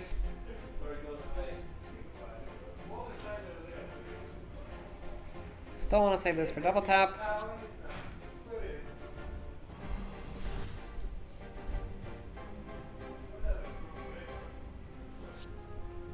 Deals 51. So double tap will make it deal a lot more.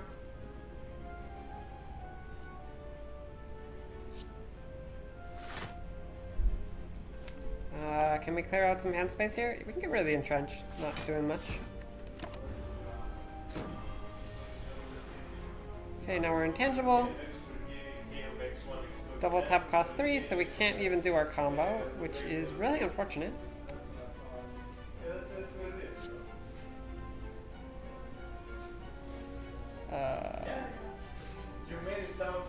We can Offering. We should Offering. Okay. Okay, I get it.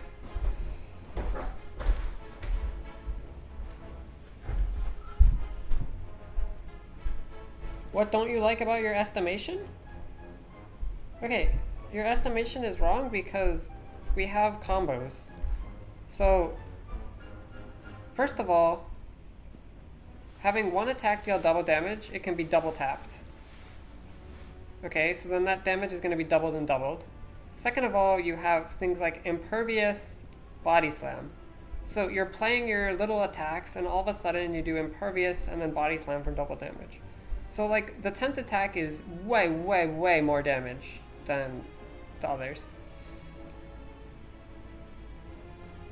I don't think double tap works with Pendant. What do you mean? Oh. It counts as 2 separate plays. Okay. That stone rocks my socks off. Okay, maybe I misunderstood the card. Yeah, this is weird, but we're going to Offering and do it anyway. Not really much to say here, right?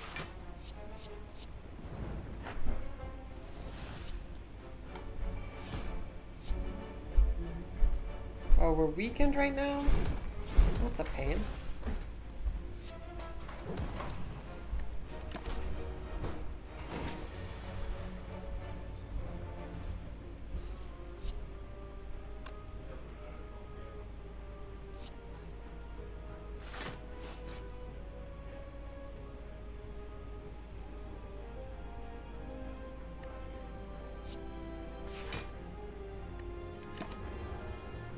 Wanted this on like 3 or 4. So let's do that.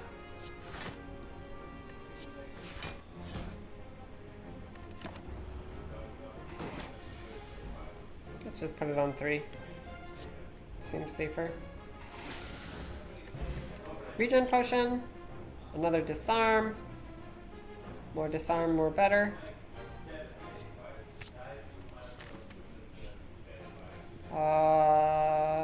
Yeah, we smith here. And what do we smith? Probably our searing bow, right? Don't see any reason to smith something else.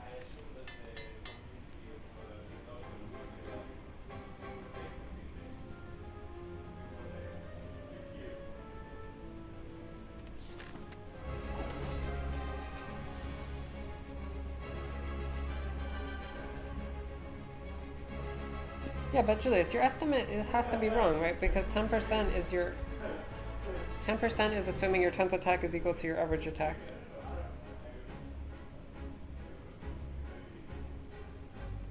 And I was just giving you a lot of reasons why our 10th attack is way bigger. Like Impervious Body Slam. Impervious and Trench Body Slam if we have Offering or Energy. No, Impervious and Trench Body Slam is actually a thing that we will do.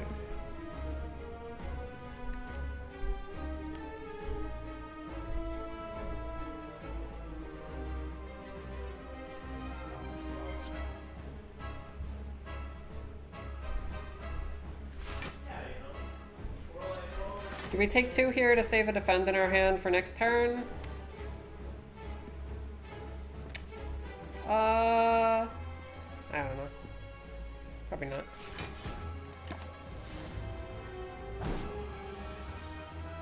Well.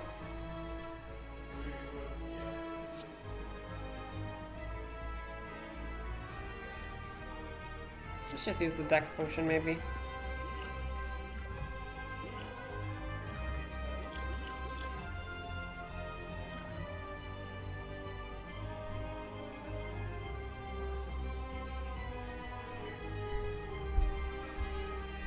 Even his armor has abs. Yep. Are we using this? Are we trying to save it? I don't know.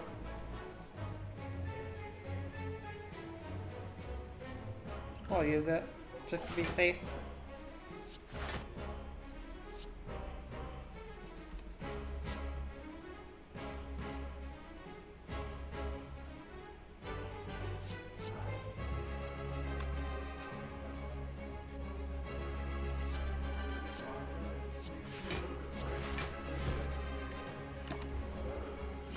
Maybe I should have body slammed there.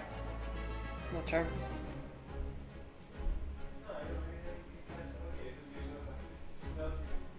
Did we really not draw Offering in our first 3 draws? Not Burning Pact or Offering! Monka S! That's why I put it at 3, is so that I would have Offering by now. Oh.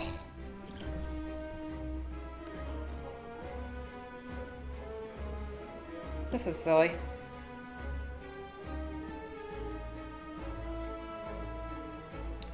Okay, so what do we want to keep in mind in this fight?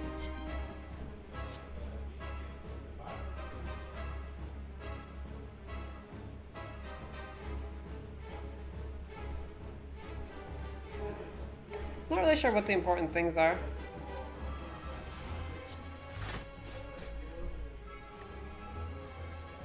Body slam for more drawing. Yeah, I guess the disarms will be nice next turn. Okay, I missed a lot of damage by not body slamming the turn before. Be nice if we could armaments these disarms before we play them. Should we go for that?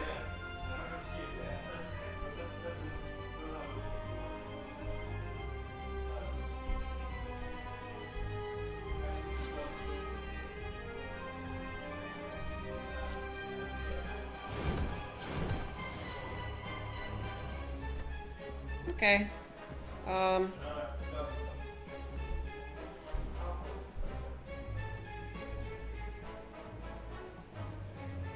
Let's save offering for when we try to go for the lethal. +2 weakened.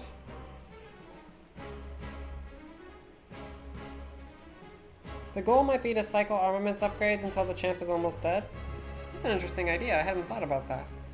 Because we can gain block pretty consistently, right? We have 3 dexterity. Well, we are frail. Yeah, let's exhaust our deck down a bit here. Do we need bash? We want bash. We do want bash. What about feed? We can keep feed. We can keep all this. The thing is, I just want to play these two this turn. Let's get rid of the Burning Pact then. We don't want to be spending an energy that way.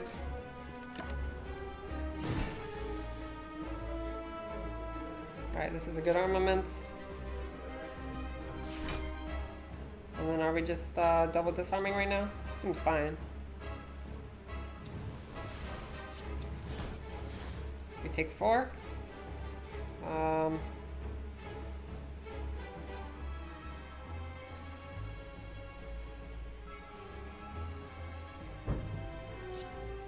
Just get my card draw in.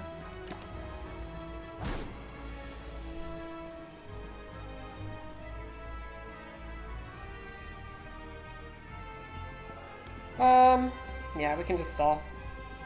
No reason to play cards, right?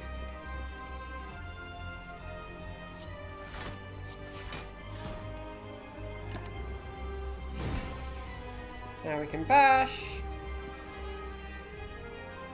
Oh, he's at 225. So that's still going to trigger it. So we're all set. I mean, to be honest, we can just probably lethal him next turn, right? Should I think about how to go for the feed? I don't really want to. Well, I'm okay. There's so much math is the thing, right? So Searing, we're not weak. Oh, we are weakened? We're weakened! Whatever.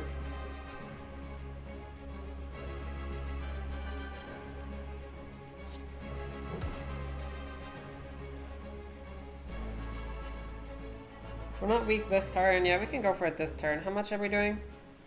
This is dealing 90, 180. Yeah. Okay, yeah, you're right. We should do the damage this turn.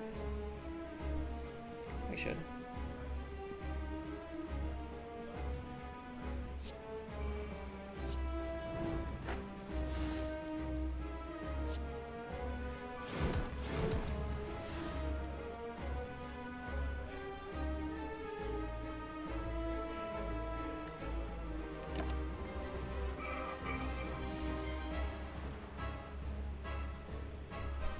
Can increase the incense burner by a little bit if we block for the correct amount and body slam him down to 1 HP.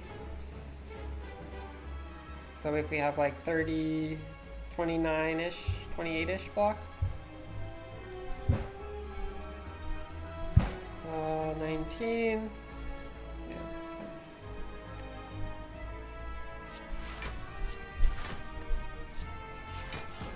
Oh wait, I forgot about that. It's fine. Oh, because I'm weak. That's why.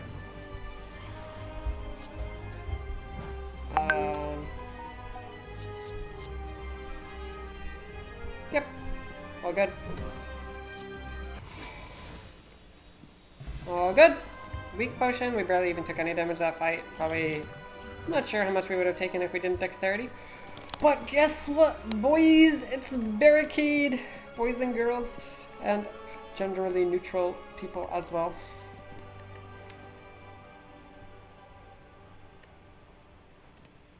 It's a Barricade, and that means that we can go for a block plan with Body Slam Plus and Entrench and Disarms.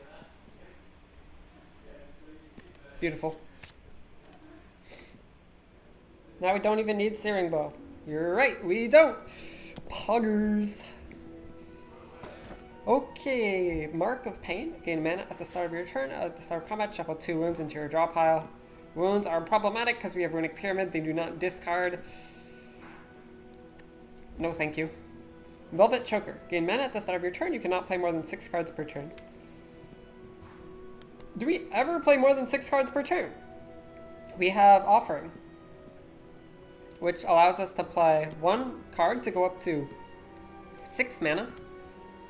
And then we play some like 2-cost cards, right?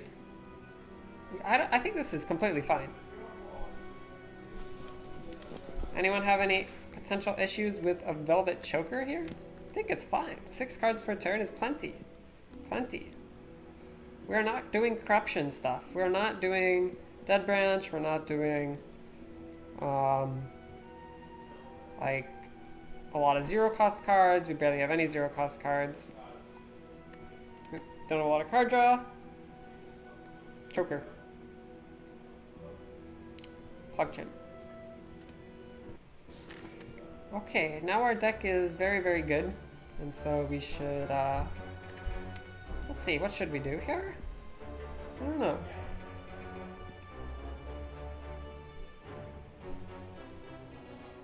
Just try to play fairly safe.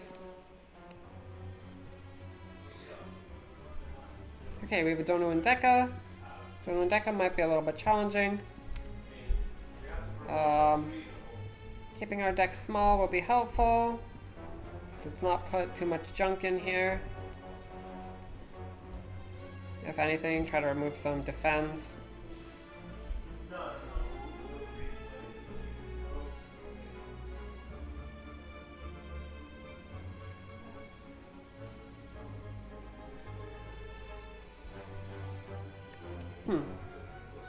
Okay, we need the red key. We don't need any other keys. We should allow ourselves to fight some elites. So we should go up here, probably. Should path over to here. Shopping at our 200 gold is maybe not the most important, but I don't see another shop later in our path, so it's fine.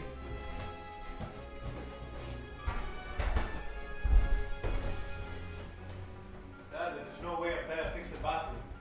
Velvet Choker, kinky. I like. Lamo. Gain 1 mana at the start of your turn, but we are being choked, so it's cannot play more than 6 cards per turn. Are you winning, George?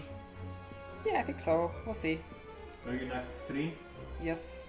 Oh, okay, that's good actually. We are fighting some Darklings. We just beat the Act 2 boss. We have Runic Pyramid, so we don't discard our hand. We have Velvet Choker. We have Incense Burner, so we're intangible sometimes. We have Barricade, which means that our block is not removed at the end of our turn once we play it.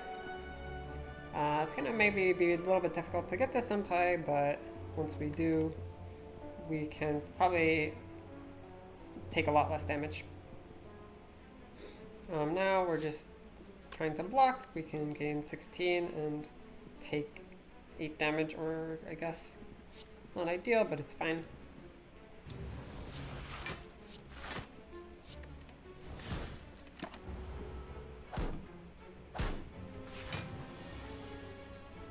Okay, we are getting hit for 24. We can play a Burning Pact potentially. Or we could just defend Iron Wave and Trench, and that gains us 24. We can save Impervious for the Body Slam turn. We should still go to Shops and Fires. Shops and Fires are good. Elites are good, too.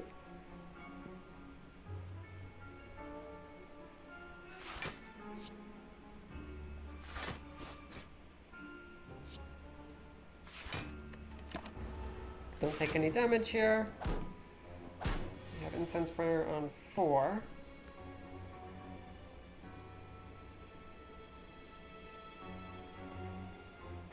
Well, we are getting hit for 29. Impervious can block for that amount, if we so desire. We can Armaments, get Barricade in play. And then we take a lot of damage because we do not have enough energy to Impervious after that. Offering is still in the bottom of our deck. If we double tap Searing Blow on this guy, that deals 84 damage, so he will be dead. And we can even Armaments first to take less damage. Sounds pretty good. This is dealing 51. Could just kill that guy. And not double tap. But save us more life if we do this.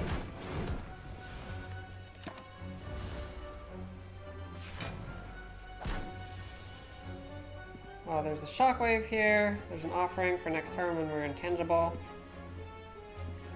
We can just Barricade Impervious though. That's really, really good.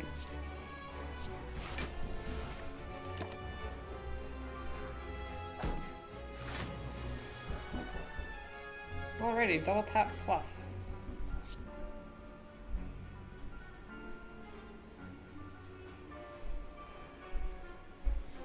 Shockwave to make them all vulnerable.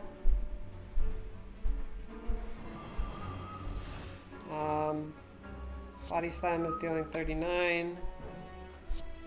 What's Offering? Get Iron Wave first, I guess. No, we don't want to. We don't want to have our double tap be... Okay, yeah. This is just lethal because of double tap, actually. Oh, Choker is a card. Okay.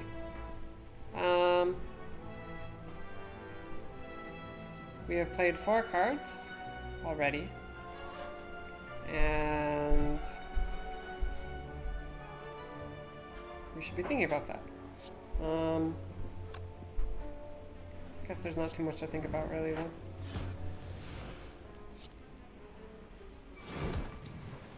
Okay, so the Choker interrupts the double tap. Good to keep that in mind. Hopefully we can kill this guy with Feed, though it's definitely not guaranteed. We barely have any damage.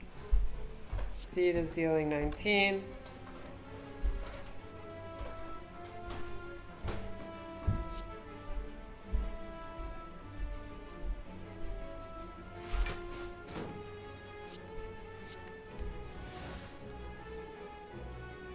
Double tap Feed, 19 is 38, yep.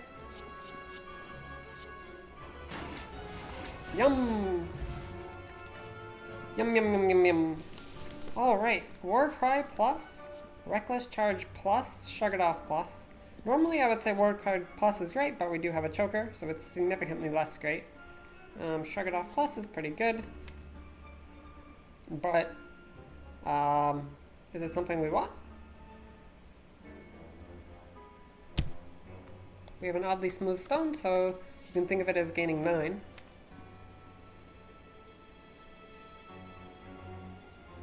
Incense Burner, you fed too early? Well, if you wait, they're gonna revive, right?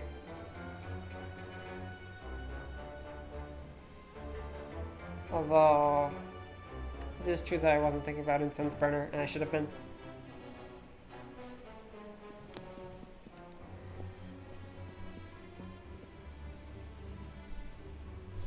If you revive, you can't feed unless you're killing the last one. So it is somewhat difficult to set it up right.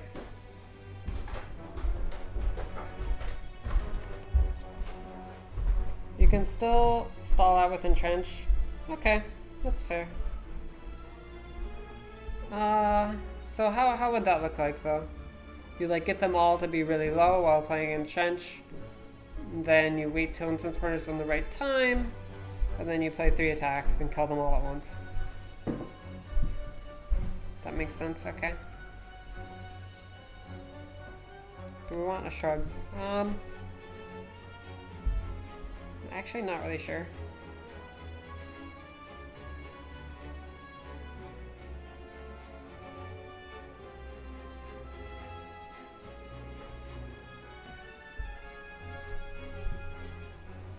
I'm gonna go with yes.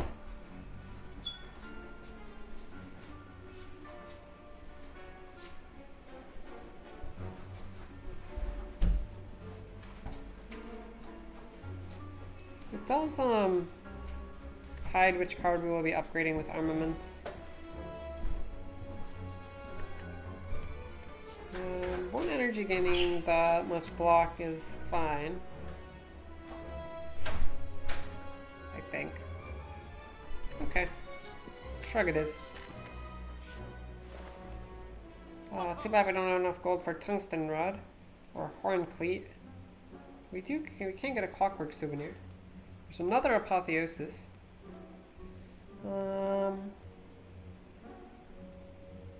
Dark Embrace not as good with Pyramid.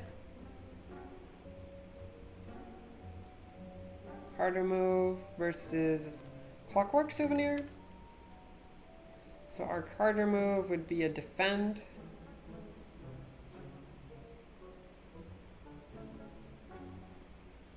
Or maybe a bash, but probably not.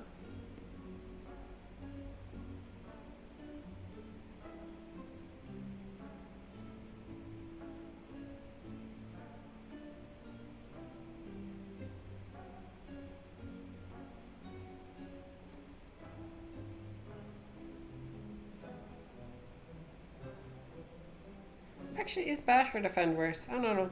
Or is Burning Pact worse? I think Burning Pact is not worse. Burning Pact is better. Is it? How many cards has Burning Pact ever drawn us?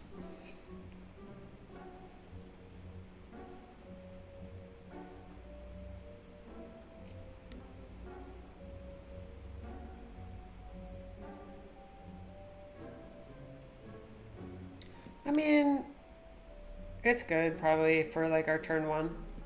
Like,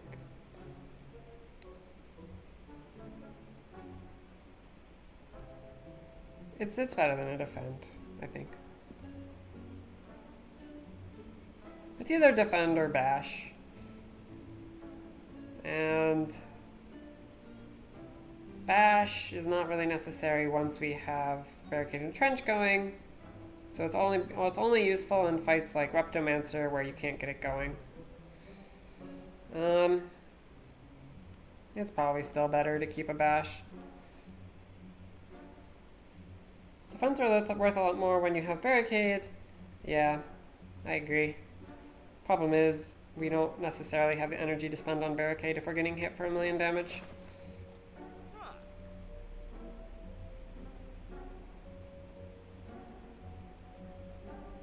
What about Clockwork Souvenir? What is that block versus the heart? Let me Google that real quick.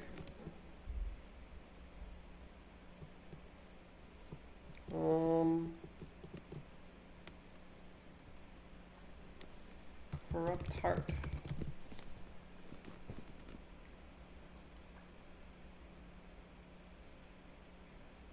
Ooh, I think it blocks the vulnerable. I do love not taking 2 vulnerable versus the heart fight.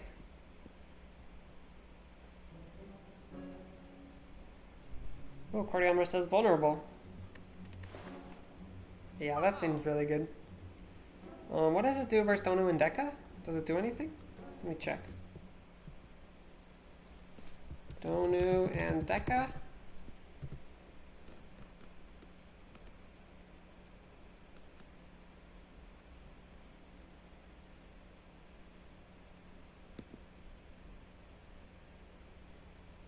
Doesn't block the dazed, probably. Okay, it doesn't do anything versus Dono and Deca. It does a little bit versus Time Eater, and it does nothing versus... Oh no, it... No. Probably doesn't do anything versus Awakened One. Versus Sword and Spear, it probably will block the... What does the shield inflict you with? Like, negative strength or something? I don't know. Yeah, strength down. So versus the heart, this is way better than removing a defend. Yeah, and I think that's fine.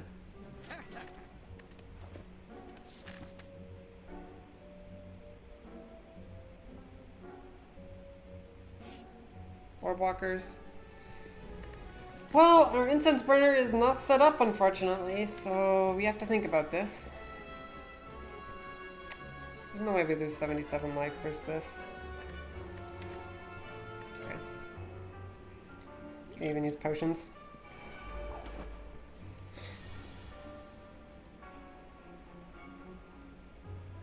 Shockwave, gonna be good.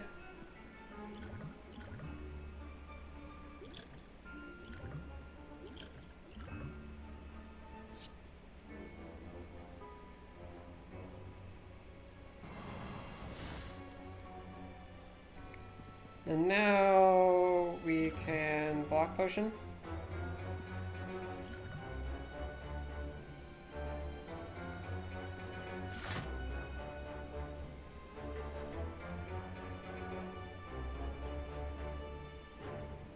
For life, or bash? Bash, I guess?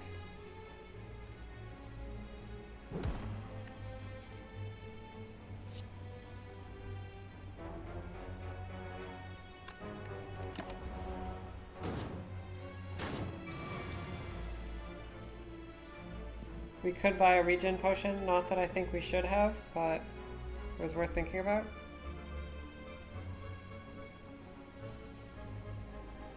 Probably was worth thinking about, I don't know. This is free. 63 and 15 is 78.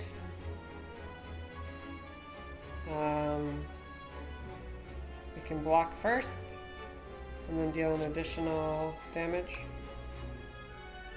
63 and yeah, it's fine.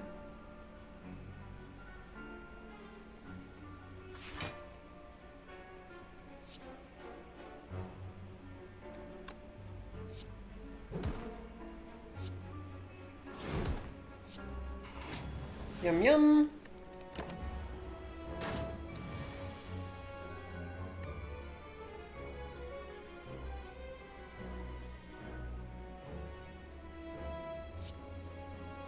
Disarm.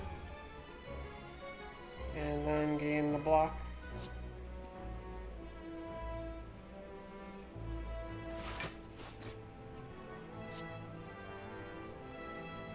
Wait.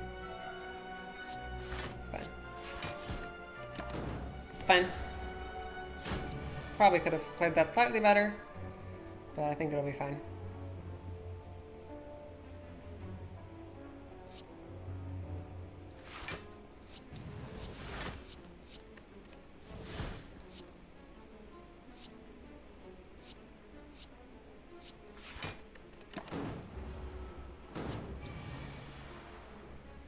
Okay, now Incense Burner is doing its thing. We can get Barricade in play, I guess.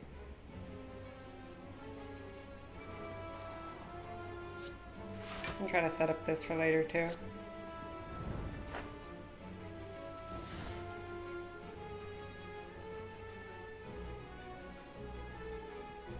We should do Impervious Entrench next turn.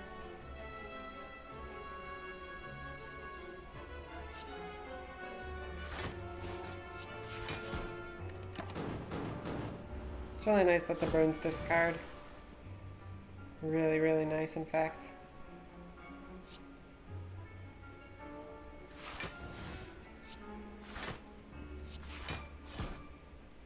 What do we want it on?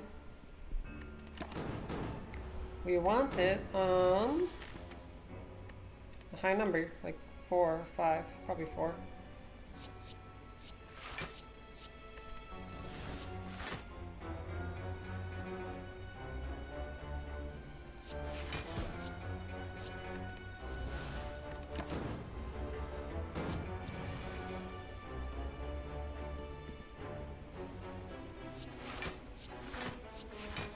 Order low.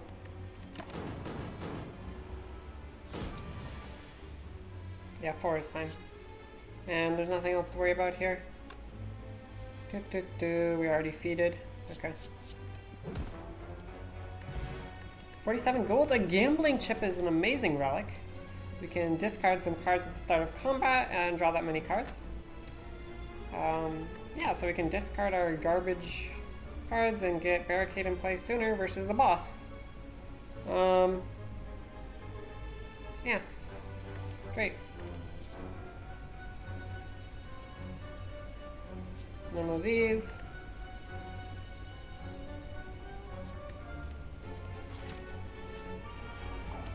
Okay.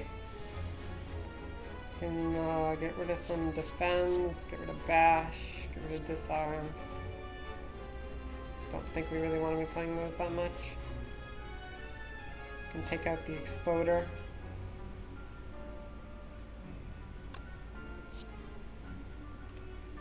Wait.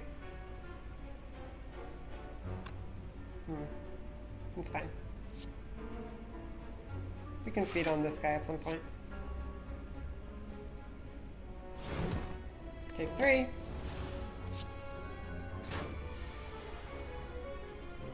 Alright, we're intangible, so we could just do our attacks now, but we don't have any attacks. We get this in play.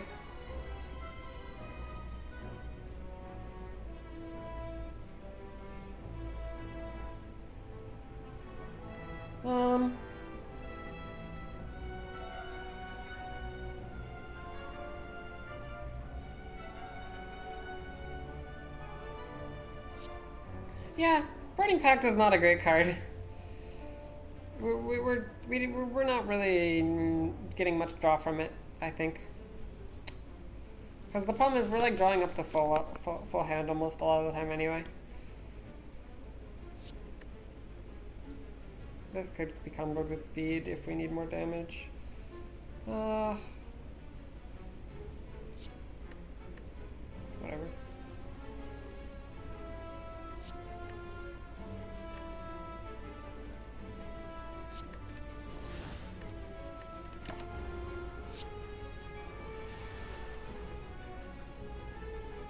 It was good on the previous turn. I think it's okay just because once we're set up we don't care that it's bad. Yeah, that's what I was thinking. But it is true that once we are set up it's bad.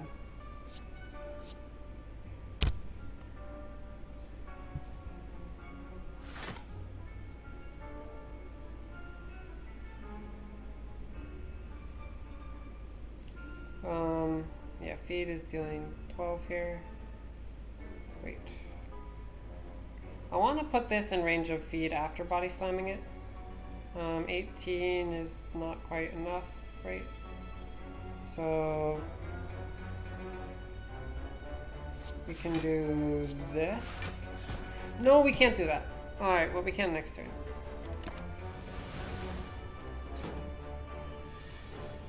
Body slam is 17 and feed is 12. Alrighty, very good.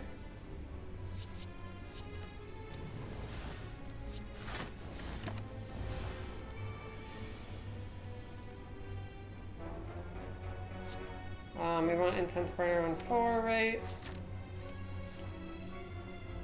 At least I like it on 4.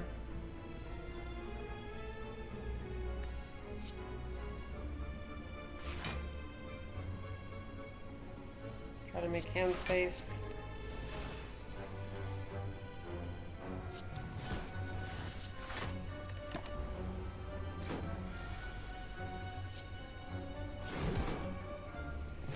So it's good. Got a potion. Don't don't need another body slam, or do we? I feel like we don't.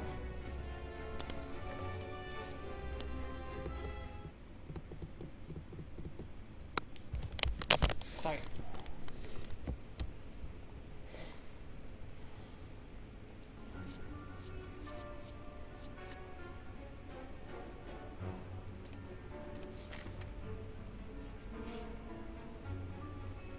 $77 gold for a red mask seems like a pretty good deal.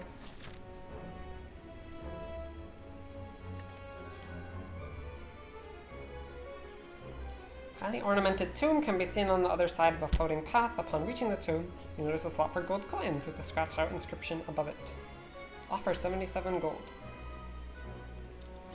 An opening appears in the tomb, and outside's a small red mask with a note attached. Take as others as I have taken from you. Sounds good.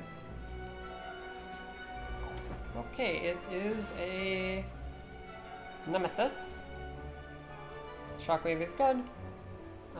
We can feed later, probably. I would guess. No. We should just save feed in our hand. It's fine.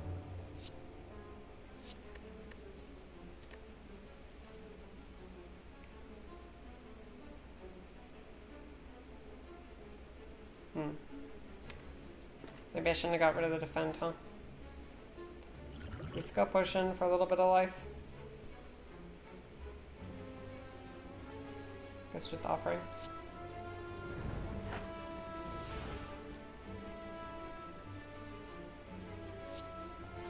Get these babies upgraded.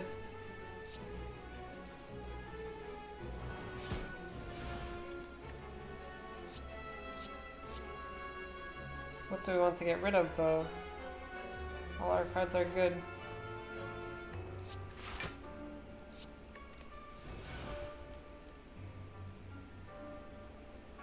This is fine. We could even... Wait, was that just lethal? It might have been. Didn't even think of it.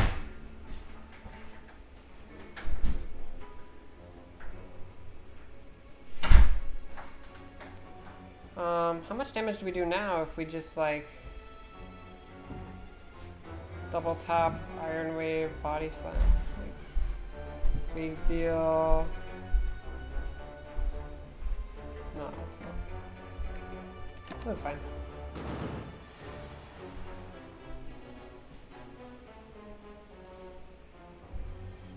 This is fine, this is fine.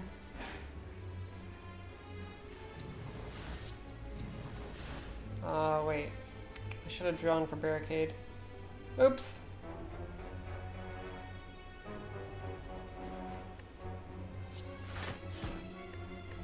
Yeah, I should have gone Shrug Barricade. That would have been way, way, way better. Anyway. Now how much damage do we do? We should just Impervious and stuff, right?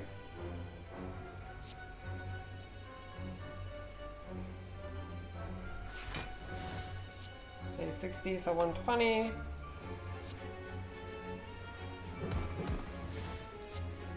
Beautiful.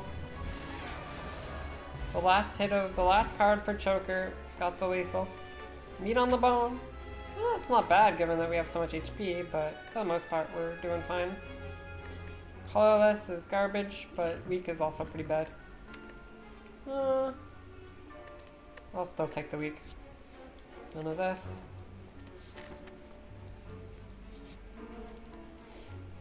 We can take the key here. Give us more options for the next rest site. Although we do have one coming up, so maybe that's a little silly. Yeah, okay. We can smith. And what would we like to smith?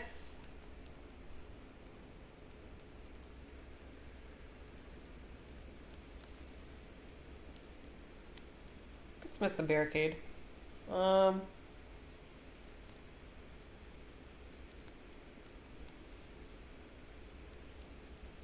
So, most of the things are going to get upgraded from armaments eventually, right? So what's the most important thing to smith? Probably the things that aren't getting upgraded, maybe, like Shockwave, Disarm, or Barricade.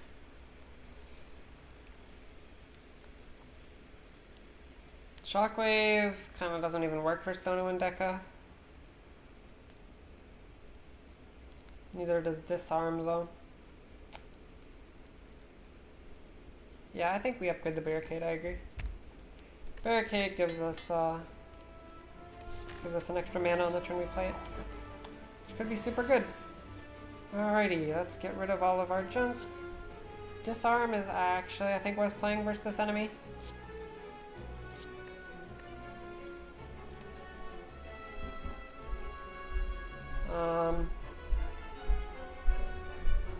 What's the worst card in here? That we exhaust with Burning Pact. Not Entrench.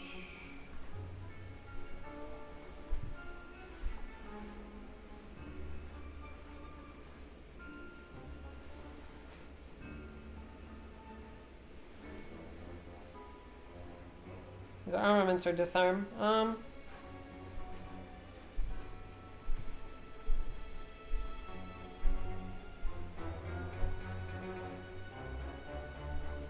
Guess I'll just get rid of the disarm.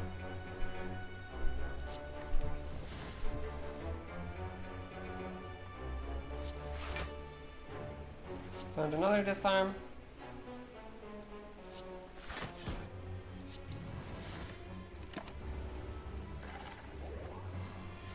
Okay, we negated something. We are frail though.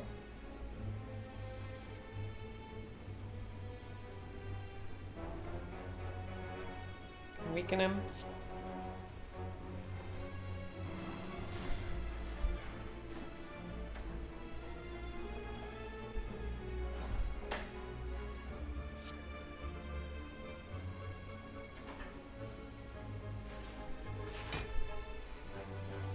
I don't even know what to get rid of.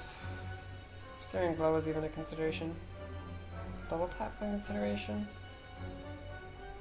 Get rid of Searing Glow.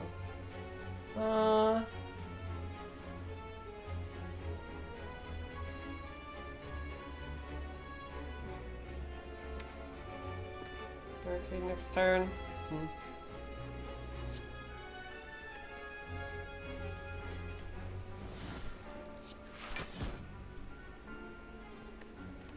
Take 7. Where's our barricade? Oh, it's right here. Okay.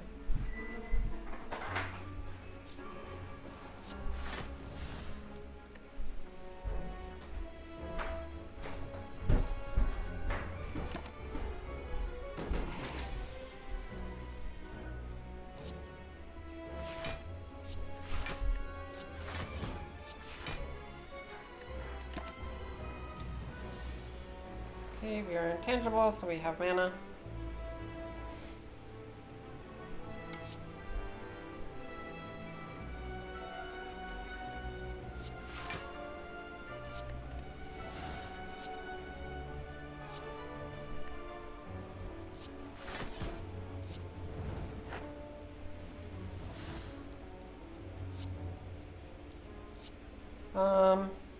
Yeah. That deals 160. If we double it, that's 320, which is too much.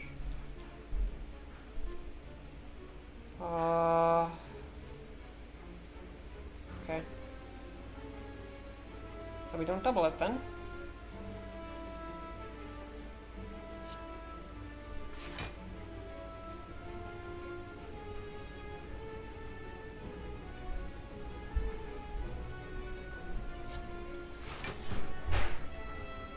Oh, I choked! It's fine.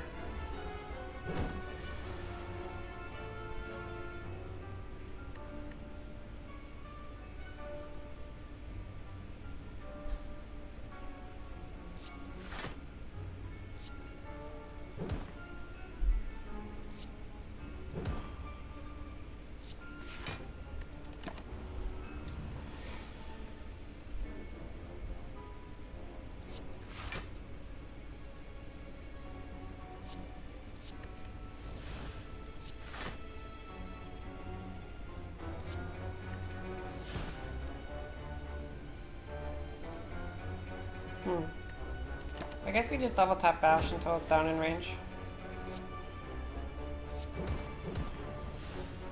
And this is not enough.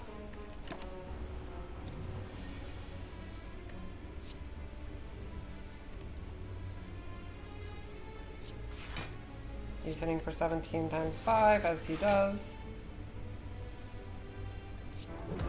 No surprises there. We have so much block, we don't care. This is currently doing 18, so... Yum yum. Another Shrug It Off. Not feeling so good about it, I don't know. I think 1 is fine. I think 1 is probably fine.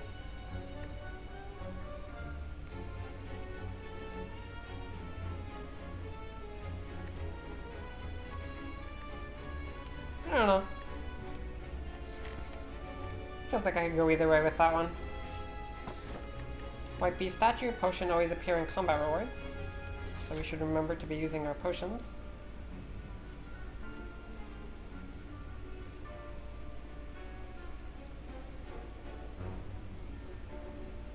Remember to use the potions. And here I'll take the key for flexibility in the next run.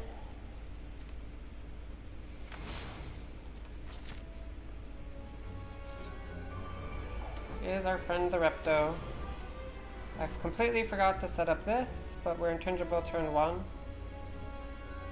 It would have been a lot better to be intangible turn 2 here. I need to not forget about that.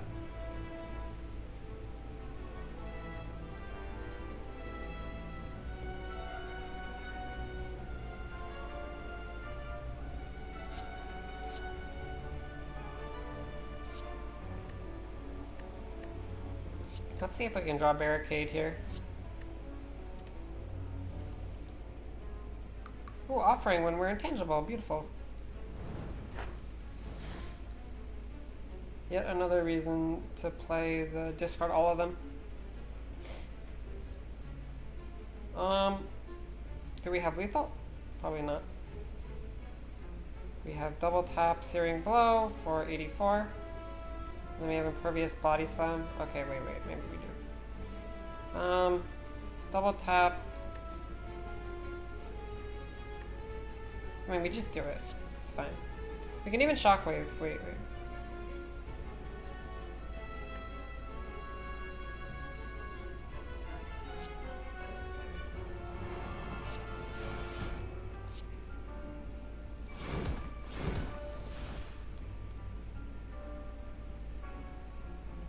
Beautiful.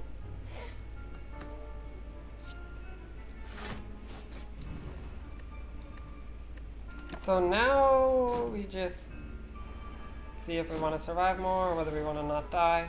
Either way is fine. Because we're getting hit for incredibly high amount of damage here.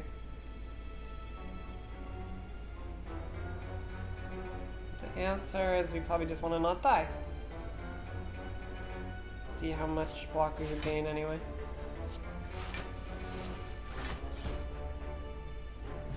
Oops!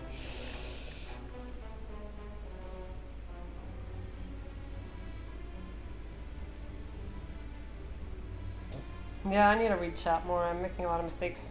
Okay.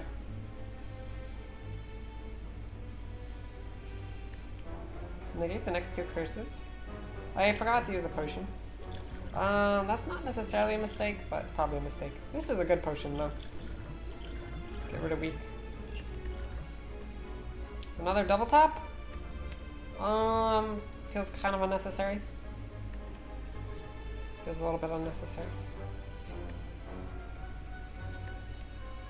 Oh, what about the Sentinel Plus? No, that's ridiculous.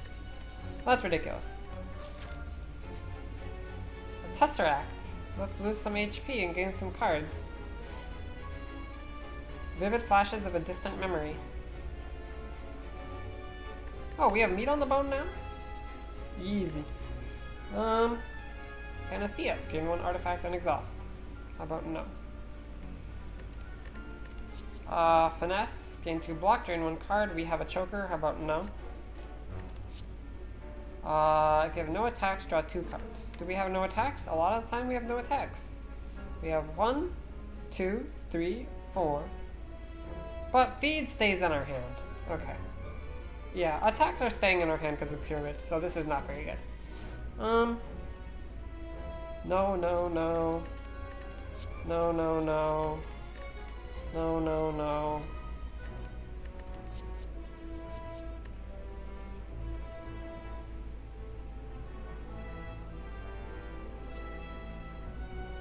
What about infinite? We can't infinite, we have choker. Okay. What about violence? Put 3 attacks from your draw pile into your hand.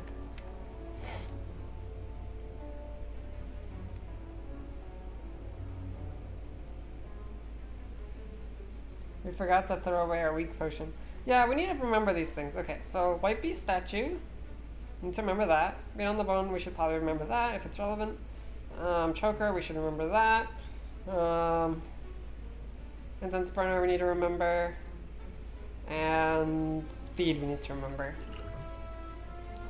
All these things we need to remember, and all of them are easy to forget. Okay. I mean, we are doing pretty well, so maybe it's not the worst deal if we forget a couple of them, but I want to increase our chances of winning the most that we can. And yeah, so okay, the only question was violence, right? It's 0 mana, draw 3 cards, kind of, but it requires 3 attacks to be in our discard pile. And I mean, it's good, I think. Doesn't really work later, but it seems good, right? Just 0 mana, put some cards from your draw pile into your hand, and that means we draw cards faster. It does clog up our hand with attacks, if that's something we're worried about. For example, Bash, kind of clogging, Searing Glow, kind of clogging. Iron Wave, kinda-ish clogging.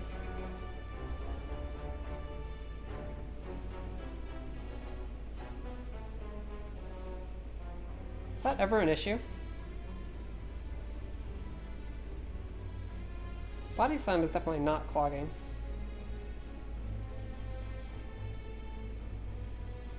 I mean, we can just exhaust cards with... Often we are exhausting things in order to gain block, and we are sad about exhausting them. So if we have something clogging, we can exhaust it.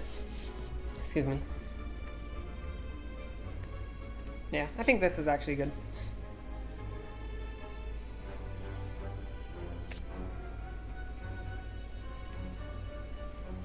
Fear! A demonic creature towers above you, wings spread wide as it howls with laughter. Dead bodies of a tribe surround you while the village is engulfed in terrible dark flames. The demon calls out, taunting you. You really are the strongest now. Ha ha ha. Hee hee ha ha. The laughter echoes forever. Okay, so what am I remembering? I am remembering Incense Burner. We don't have to remember that right now. I am going to be remembering about how I don't care about remembering these. I'm going to be remembering about how I have a Velvet Choker. I'm going to be remembering about how I have Meat on the Bone, but that's already active, so we just don't care. I'm going to be remembering about how I have White Beast Statue, which means I'm going to play one of these potions. I think it makes sense to play the regen potion. Just gain the life now. It doesn't really matter when we play the regen potion, so we should just play it. Okay, now what are we drawing with our... Oh, I also need to remember about feed, but hopefully I will have a feed in my hand to make that easier to remember. Okay, we want to draw for Barricade. And we don't care about this, this, or this. We do care about this, though. I'm going to use this potion.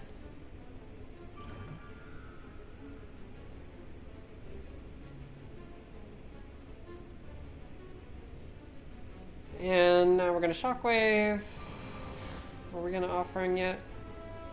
Nah. Yeah. Could just Offering. Oh wait, Meat on the Bone. Why did I, Oh wait. that was a reason not to use that potion.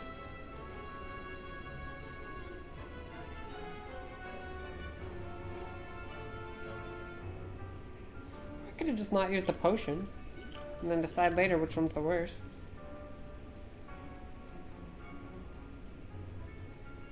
Yeah, I lost meat on the bone. I can still get meat on the bone potentially, but the amount that we'd be healing above from 69 is up to 79. The max amount we'd be healing from meat on the bone is up to 72. Yeah, I guess.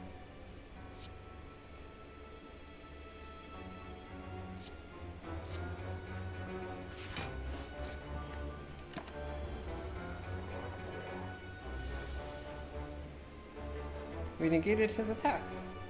That's cool. We can violence. There's one attack in our draw pile.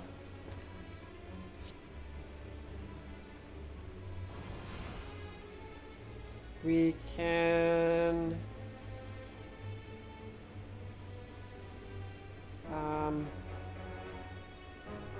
play the bash, I guess. We can also just get rid of True Grit because I don't like True Grit. I mean, get rid of Burning Pact.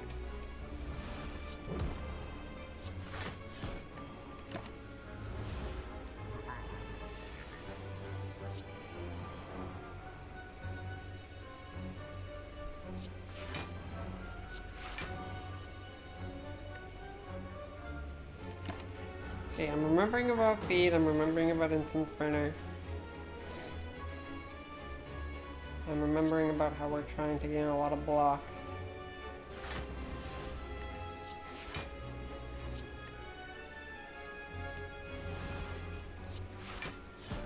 I'm remembering about how he succeeded about gaining a lot of block. I'm remembering about how we want Incense Burner on like 4.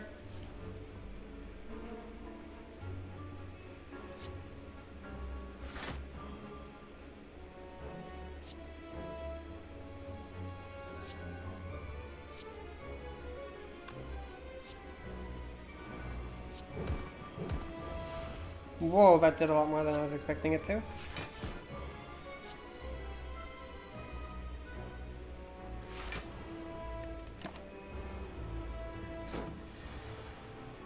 Okay, so we're remembering about Incense Burner and Feed. And that's it, right? We don't want to play 3 skills in 1 turn. We're also remembering that.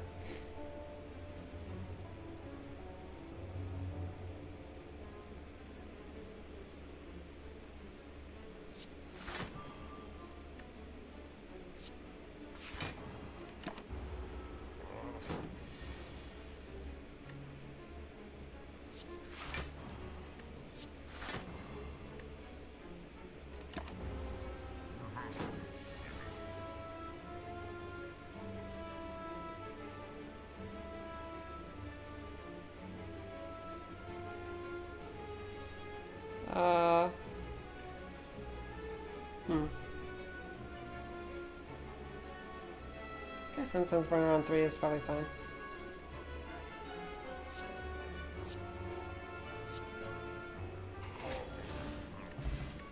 The boat!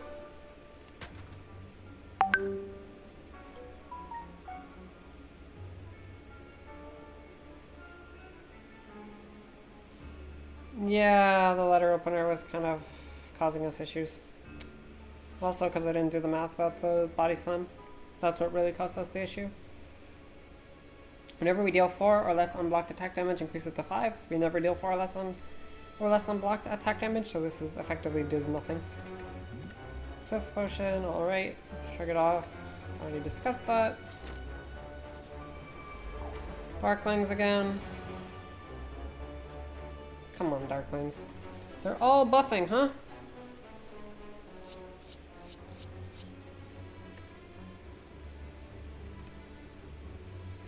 Barricade. Cool.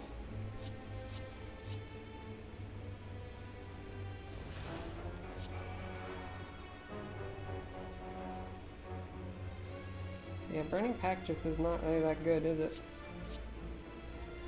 It's fine.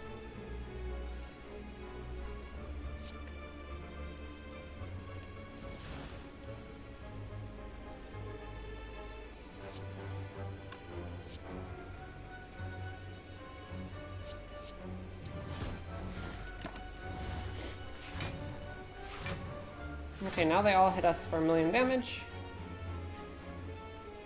And we are in pain. Body Slam is in our discard pile. Searing Blow is not killing any of them because Double Tap is also in our discard pile. We upgrade Searing Blow, it goes up to 51. It's still not killing any of them.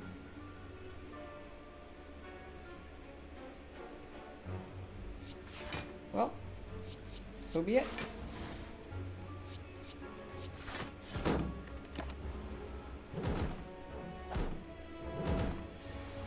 Now we are intangible. And weaken them all. Should probably offering at some point in here.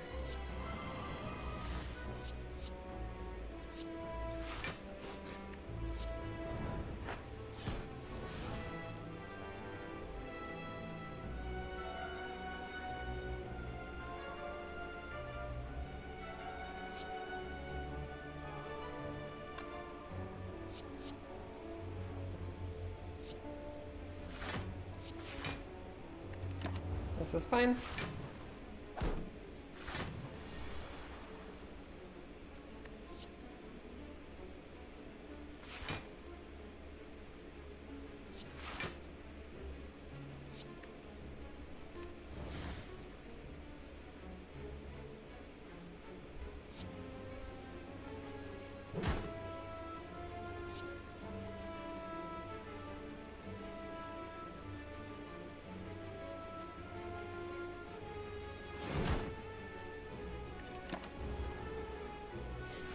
Okay, we want to set up Incense Burner and Feed, and we want to consider whether any of these potions are going to be used here. Probably they're not, though.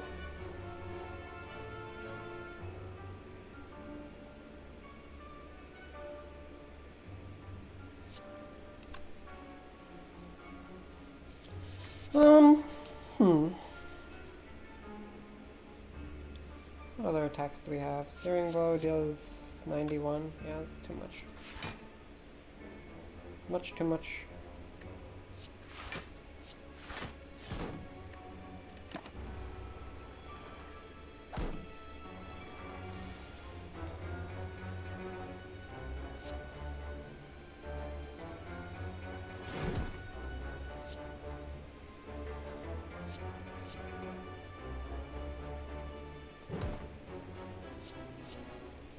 Brainwave deals 7.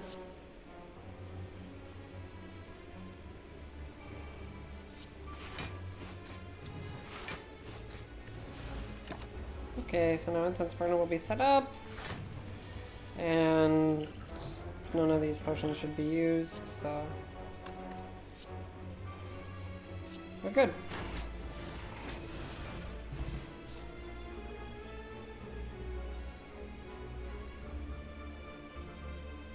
I have 22,340. Can't wait until I have my 1-hour coaching session. That'll be fun. Okay, Skill Potion and Tropic Brew is awesome. We have 4 potion slots. Incredible potion here. Drawing is generally better than skill, I think. Although we do have a pyramid. Still, though. A Feel No Pain. I would love a Feel No Pain. A second Entrench. I would love a second Entrench. Why are they giving me the hard decisions?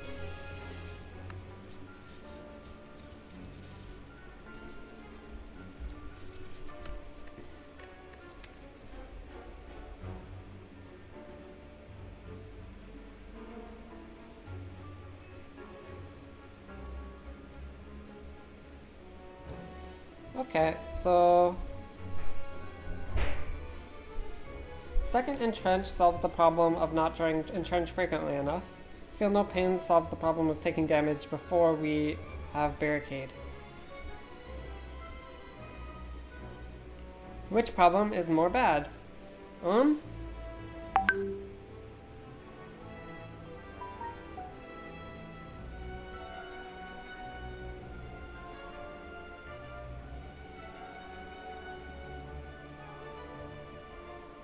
Feel No Pain gives us 1, 2, 3, 4, 5. Permanently upgrades True Grit.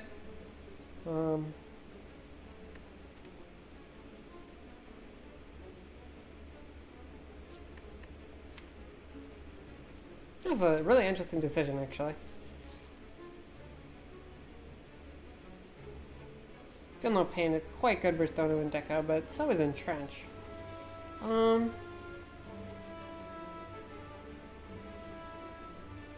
No Pain doesn't even do that much, though.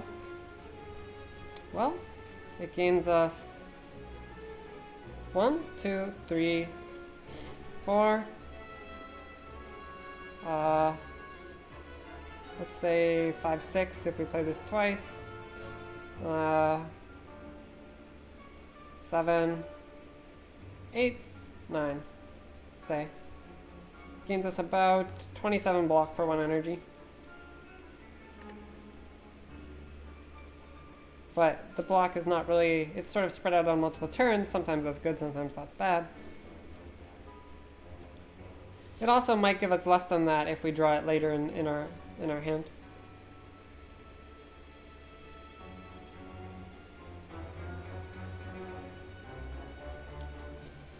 You feel like Entrench though?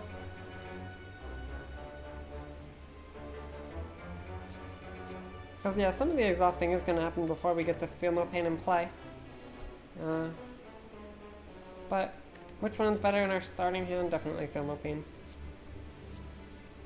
Going for a second Entrench though. I think the issue of not drawing Entrench frequently enough could definitely happen if our hand gets clogged.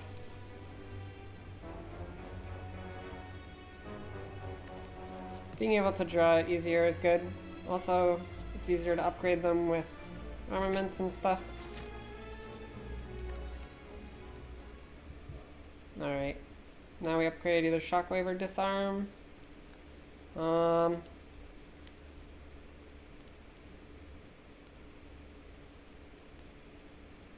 Shockwave doesn't do anything for Stone and Deca, but neither does Disarm. I think the Shockwave upgrade probably makes more sense.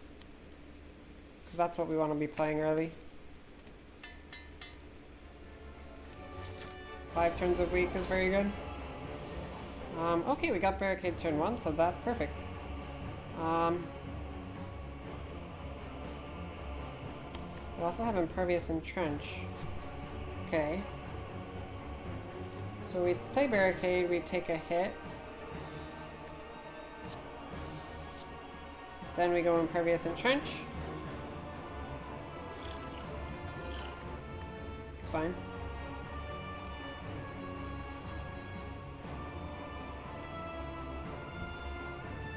Don't have something to exhaust for Burning Pact.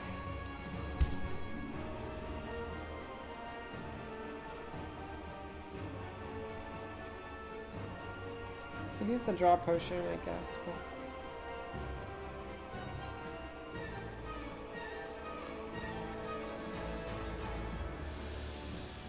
and if we can get an armaments next turn, it will be absolutely insane.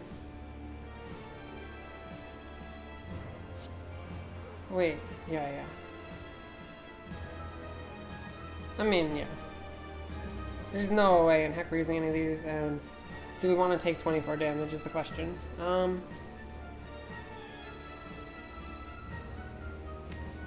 Draw potions.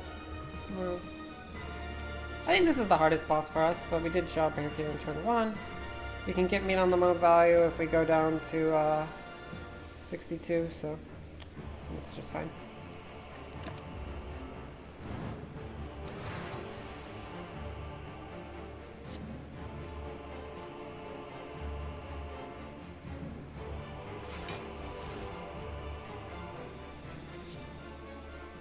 I'll give another turn for drawing the Entrench. By doing this type of shenanigans. I mean the armaments, sorry. Nice! Armaments coming in.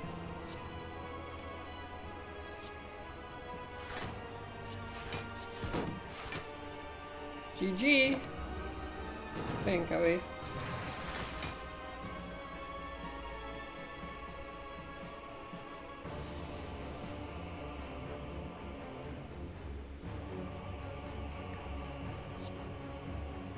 There's an achievement for killing Donu with a feed. Let's try to get that. We already have the Esteem achievement, but let's just try to do it anyway.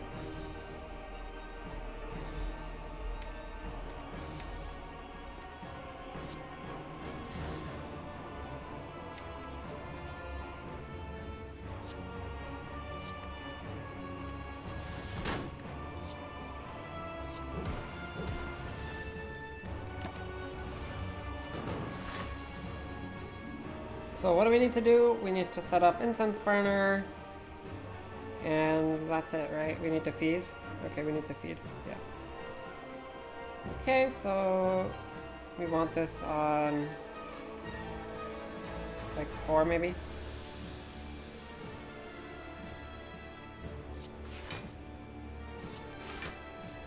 Wait, why did I do that? That just made it harder for myself.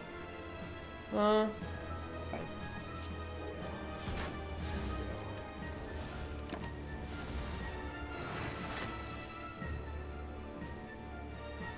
Yeah, let's just wait around a million years. You can even cut it with the Syrian Glow. Just, I'm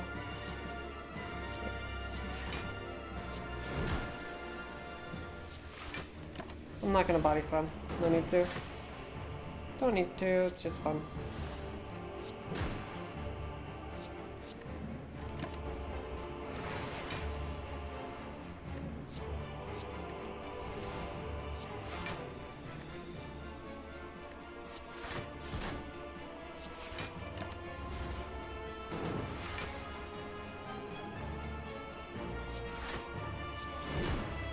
If only these upgrades were permanent.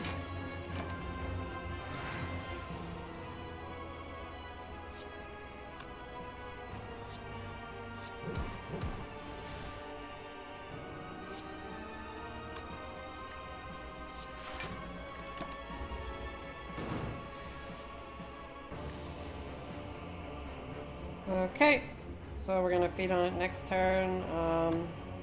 How do we do that? Do we need to draw Bash to do that? It's possible that we do. Did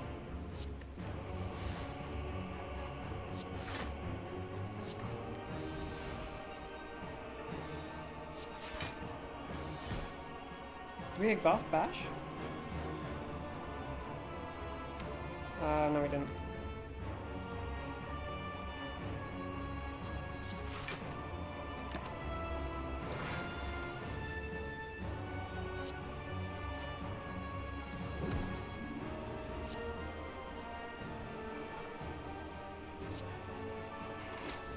Yum donut!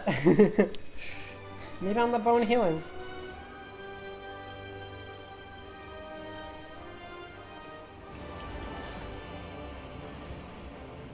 Alright, we face the Time Eater. The Time Eater says whenever we play 12 cards, our turn will be ruthlessly interrupted. And it will gain 2 strength.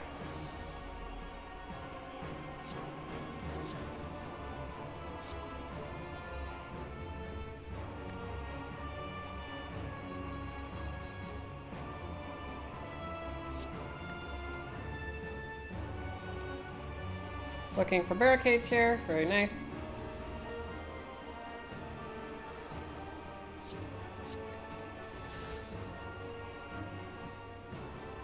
Can upgrade these, or I can save it for a better upgrade next turn. Oh, I probably should have got that out of my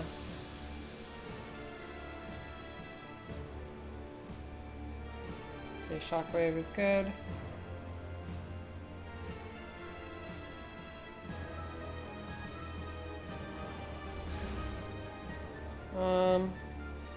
How do we do this? One offering, but doesn't super matter. I mean, disarm is fine.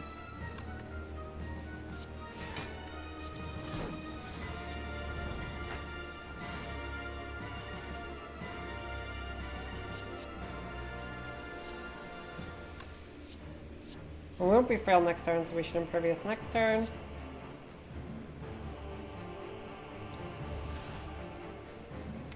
Get this guy played, I guess. We have 4 cards next turn.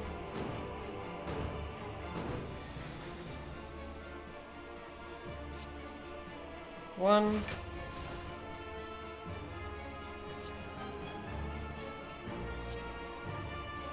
Wait, we can't play 4 cards. In that case, we should be careful. Wait, I just messed up. I could have played 4 cards. I just can't now. It's fine. We just entrench next turn.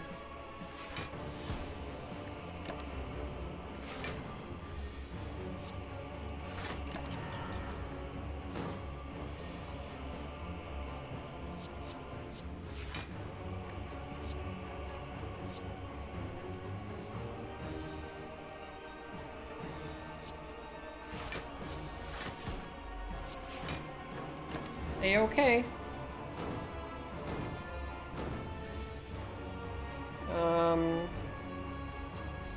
We don't have feed. Can draw feed maybe? With Burning Pact.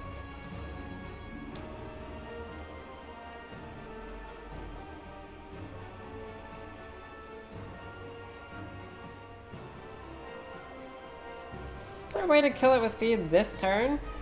Body Slam does how much? 508. Oh. Okay.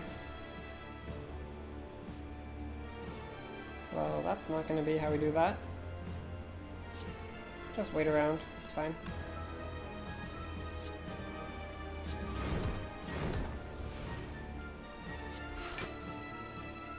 Nothing to worry about here.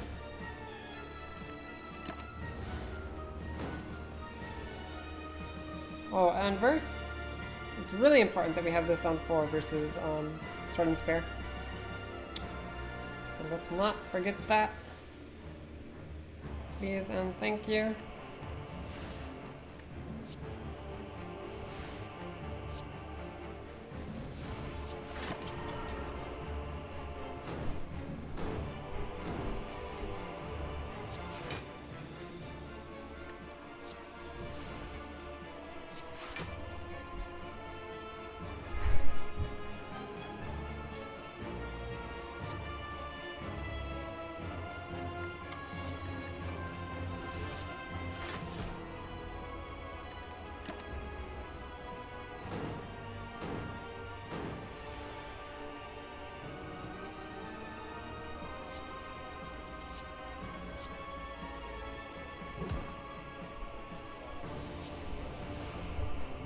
I don't even know what I'm doing.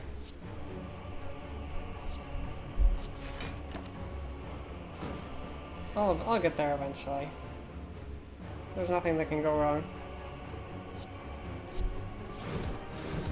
He'll heal up to full half.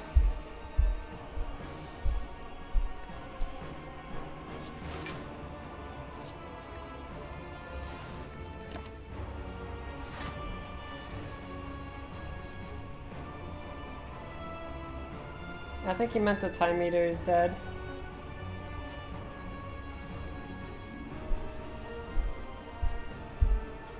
Yeah. Oops.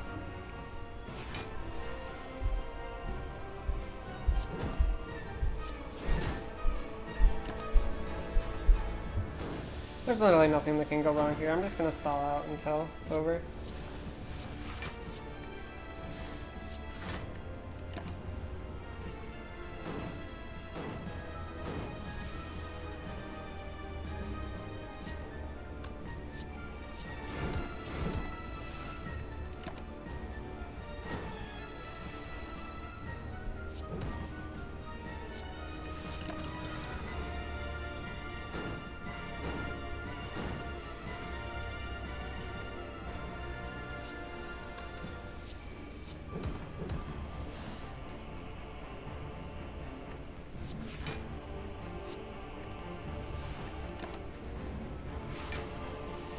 Okay, so we want to kill next turn.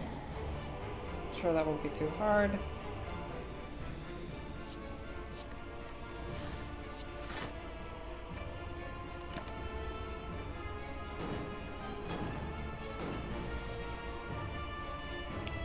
And just double tap feed, in fact.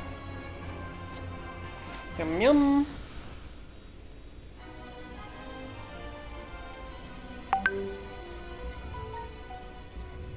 Thump, thump, thump! A deep pulsing dread can be felt throughout the room. Is this the heart of the spire? The source of this evil? You ready your blade? You deal 2,371 damage. The heart squirms and bleeds, but is ultimately still pounding. Are your mightiest attacks not enough? You ask yourself, have I been here before? The heart pulses louder and louder as your consciousness begins to fade. A sudden burst of energy emanates from inside you, jolting you awake. The heart retreats upwards. A large door is revealed in its place. Key, go!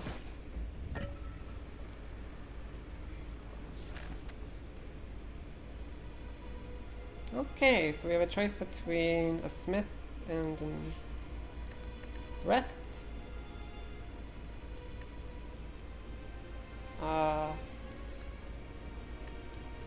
14 life, or upgrading something. What upgrade will save us 14 life? Disarm could save us 14 life if it's hitting us for an X15. But it's not guaranteed to save us 14 life.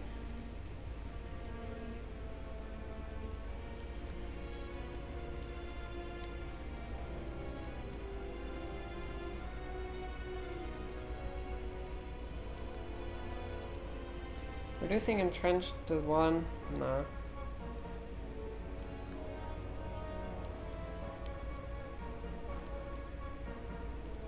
I think we just take 14 life here. It's fine.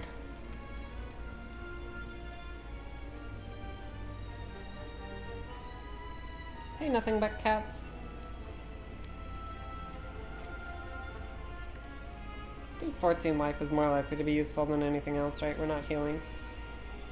We could heal with Ornithopter, actually. Okay, so it's only 9 life, because we're playing one of these potions maybe to heal with Ornithopter. That's not exactly how that works. Because we could...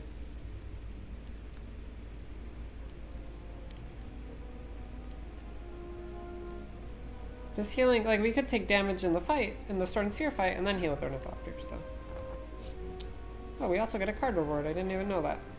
Another Entrench. Poggers. What about a dual wield?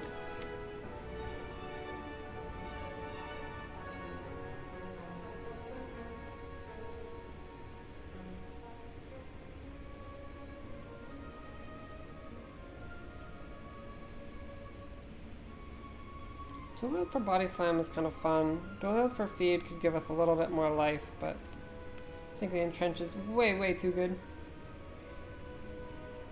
Too many Entrench, maybe? Nah, there's no such thing.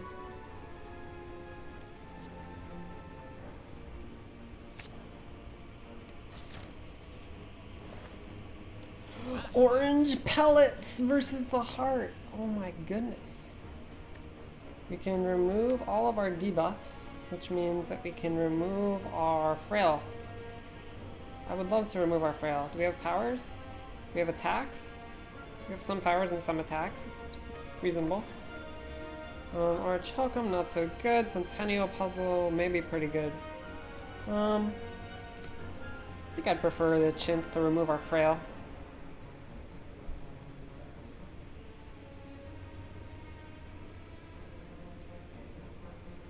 Dew Potion? Definitely gonna Dew Potion the Impervious, right?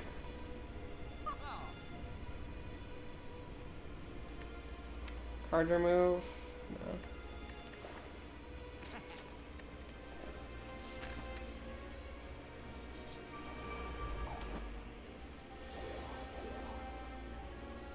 No. Alrighty.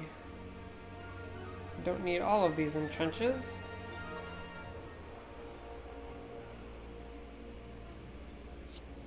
Don't really need body slam either, actually.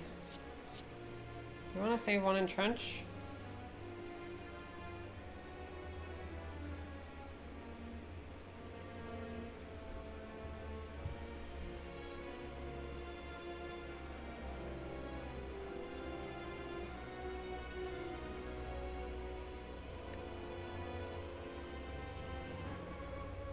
offering and get it in play.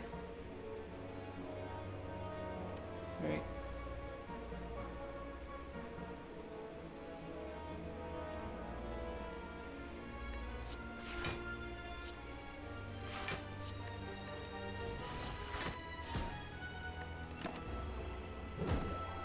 We take 1 damage. Now we're intangible and we take another 1 damage.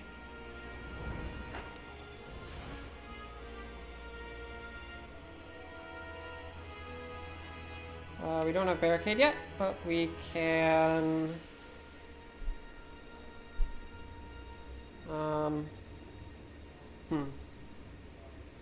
Actually, what do we do here?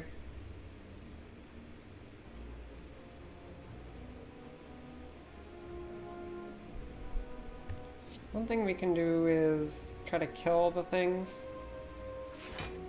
Which guy would we deal a lot to? 75 and 10.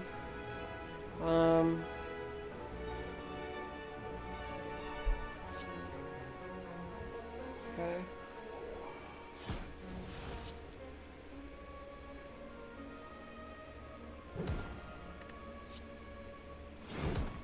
Goodbye!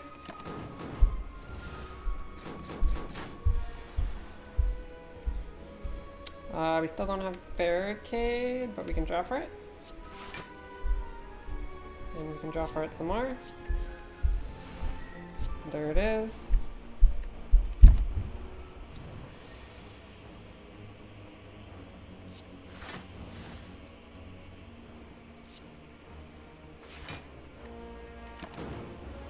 We want to have this on 4.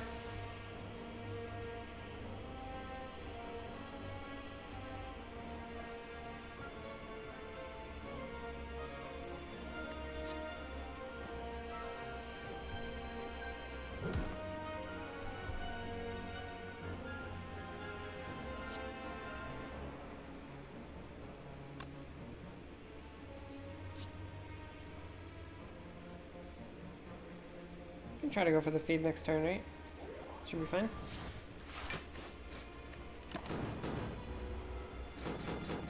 Oh, we can heal 5 with Ornithopter, but we only took 2 damage. Let's just keep our potion flexibility in that case. Oh, feed is not upgraded. Let's upgrade it. Yum yum. It's a captain's wheel at the start of your 3rd turn, gain 18 block. It's also a Heart of Iron. We can gain 6 block per turn for the whole freaking fight. Oh my goodness. This is gonna be the easiest heart fight I've ever had. Maybe we can try to take no damage. Dual wield plus, kinda unnecessary. Berserk is good. We have orange pellets. Alright, let's try to take no damage in this heart fight. Alright, we have barricade turn 1, very good. We just need a way to gain block on the first turn so that we don't take Beat of Death damage, which we did not get. Well, how greedy are we? How confident are we? Well, we're gonna play this.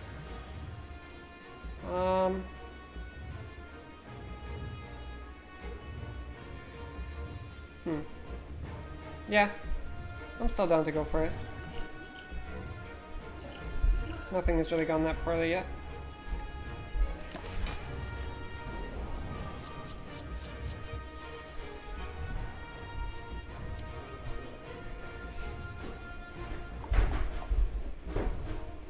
So, in the dexterity, and then we can do this one, I think.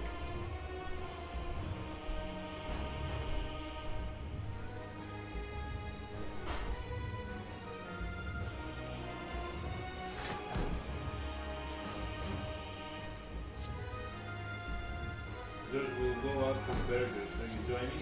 Like 7. I have a thing at 8 p.m.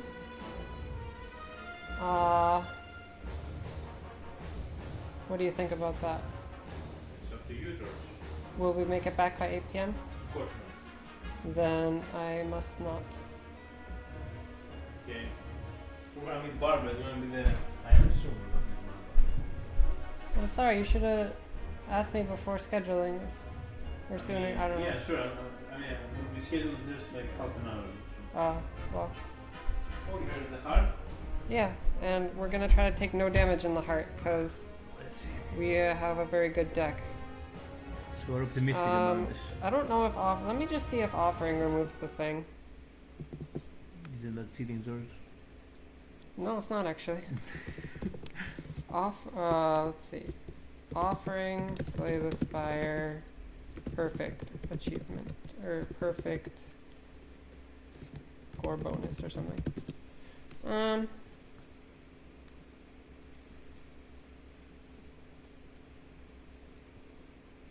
Wait.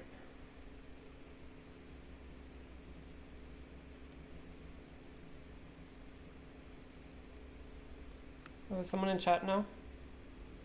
I don't know, I don't think so. Damage from decay counts against perfect.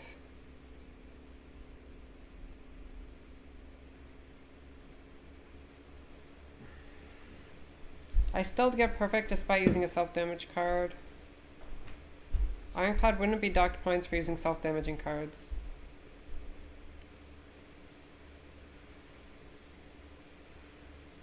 Does someone know how this works with Blue Candle?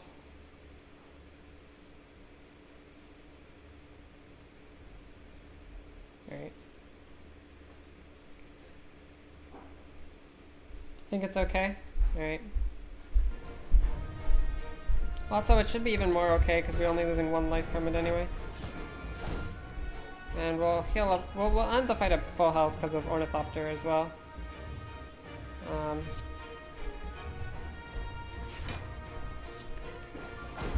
Let's save the second disarm for after he buffs.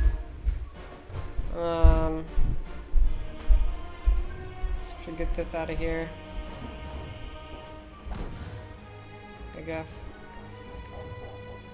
No, these things are clogging our hand though, so maybe that was bad.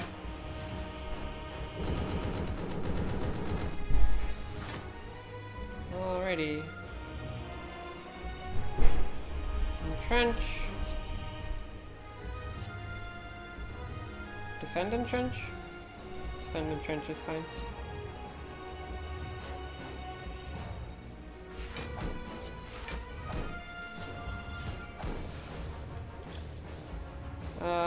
We can duplication potion and disarm or something at some point.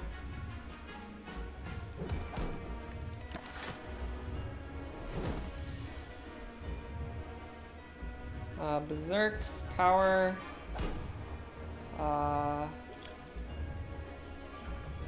skill, and attack.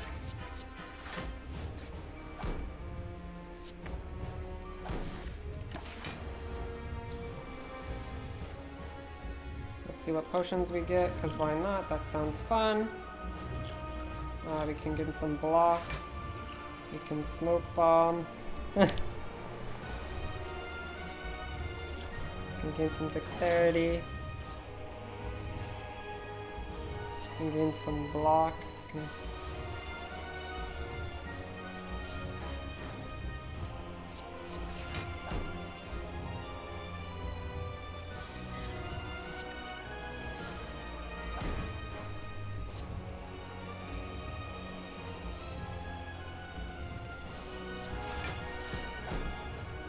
see what we get from this. Oh wait, it's not upgrading all of our cards. Oops. Whatever.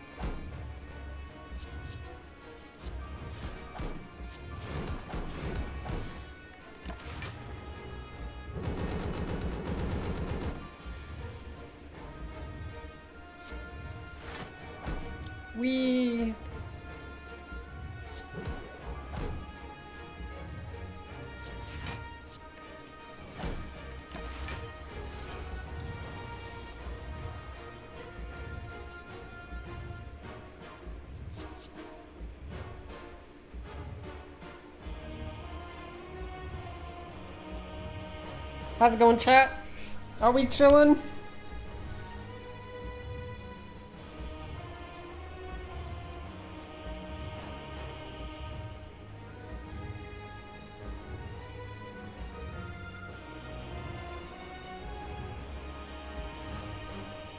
Can someone explain how George gets so much block?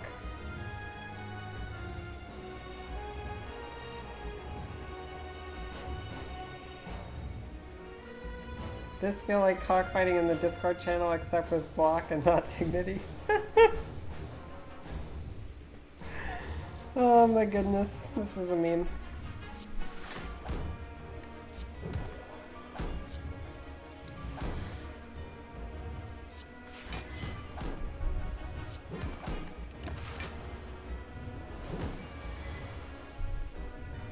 We can try to feed on it, I guess. I'm down.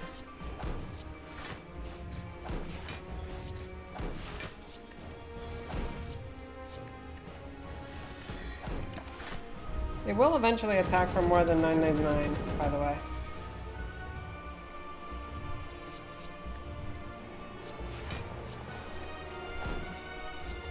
We could try to see how high we could get Searing Blow up to before we die. That sounds fun.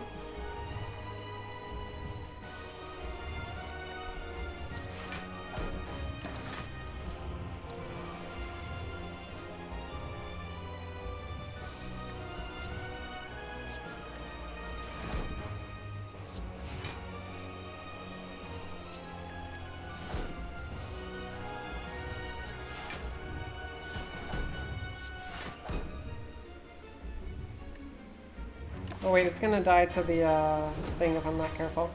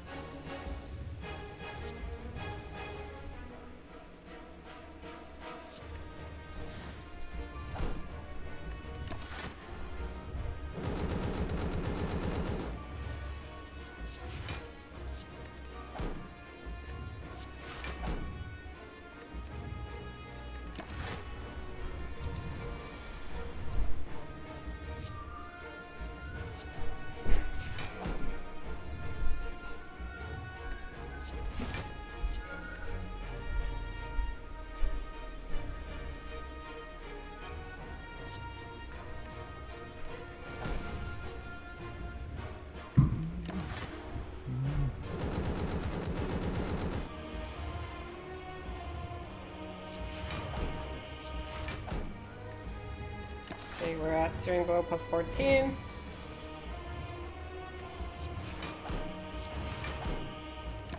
We're at Searing Blow plus 16. And now it's hitting us for 69 times 50. Oh, beautiful. Chat, we did it. Nice. Nice. Gotta screenshot this.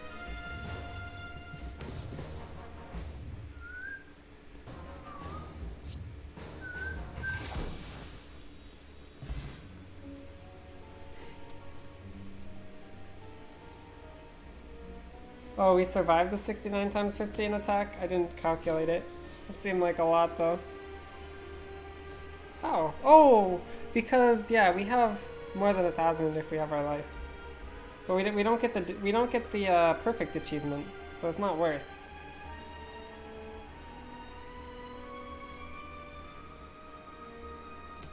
Not worth. Huzzah!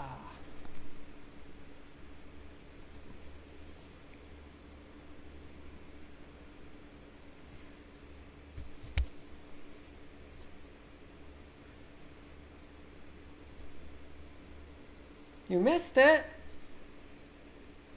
Why? Rip.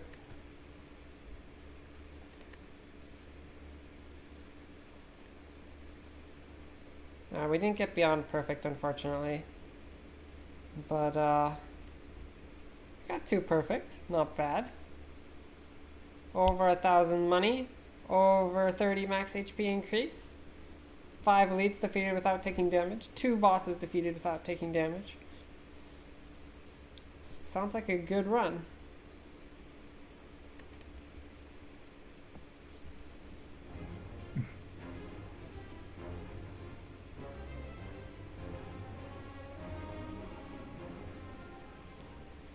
Nice. Your win rate is now 37.5%. Yeah, it's not quite at life coach's level just yet. Still got a ways to go for that.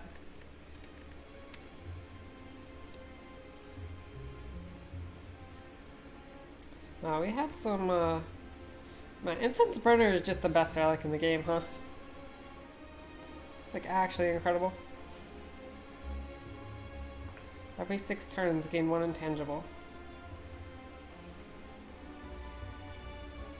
And this does not just divide your damage taken by 6. Does not decrease the damage taken by 1/6. This decreases the damage taken by way less than 1/6. Runic Pyramid was cool. Velvet Choker was cool. Our potions were way more than enough. We had Potion Belt and White Beast Statue and Ornithopter. It just wasn't close. If you don't count the losses, your win rate is 100%. Well, that's the kind of thinking I understand. 3 Entrench. That was pretty fun.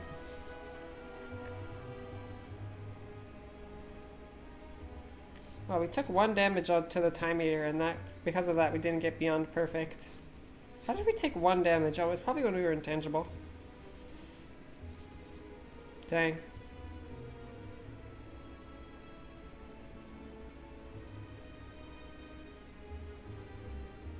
Or was it? Maybe this was one of the ones that we got the beyond perfect on, and then it was just these ones that we didn't. Yeah, that makes more sense. Anyways, I am quite a bit tired. After playing for this run for 3.5 hours, so I will end the stream. But see if there is someone that we can host, maybe. If I look on twitch.tv and see who that I'm following is playing right now. Oh, Firebat is playing Slay the Spire. Whoa.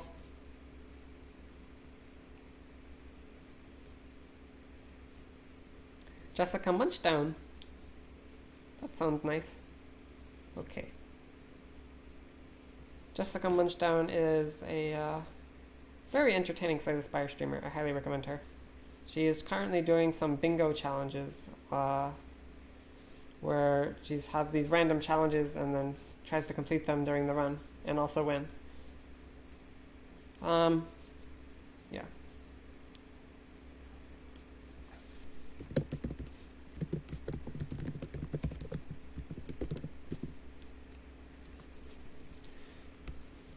So yeah, thank you all for watching. I'll be back tomorrow for another Ironclad run. And I hope everything in your life is going well. I hope that the Spire has been treating you well. And I'll see you tomorrow. Have a good night.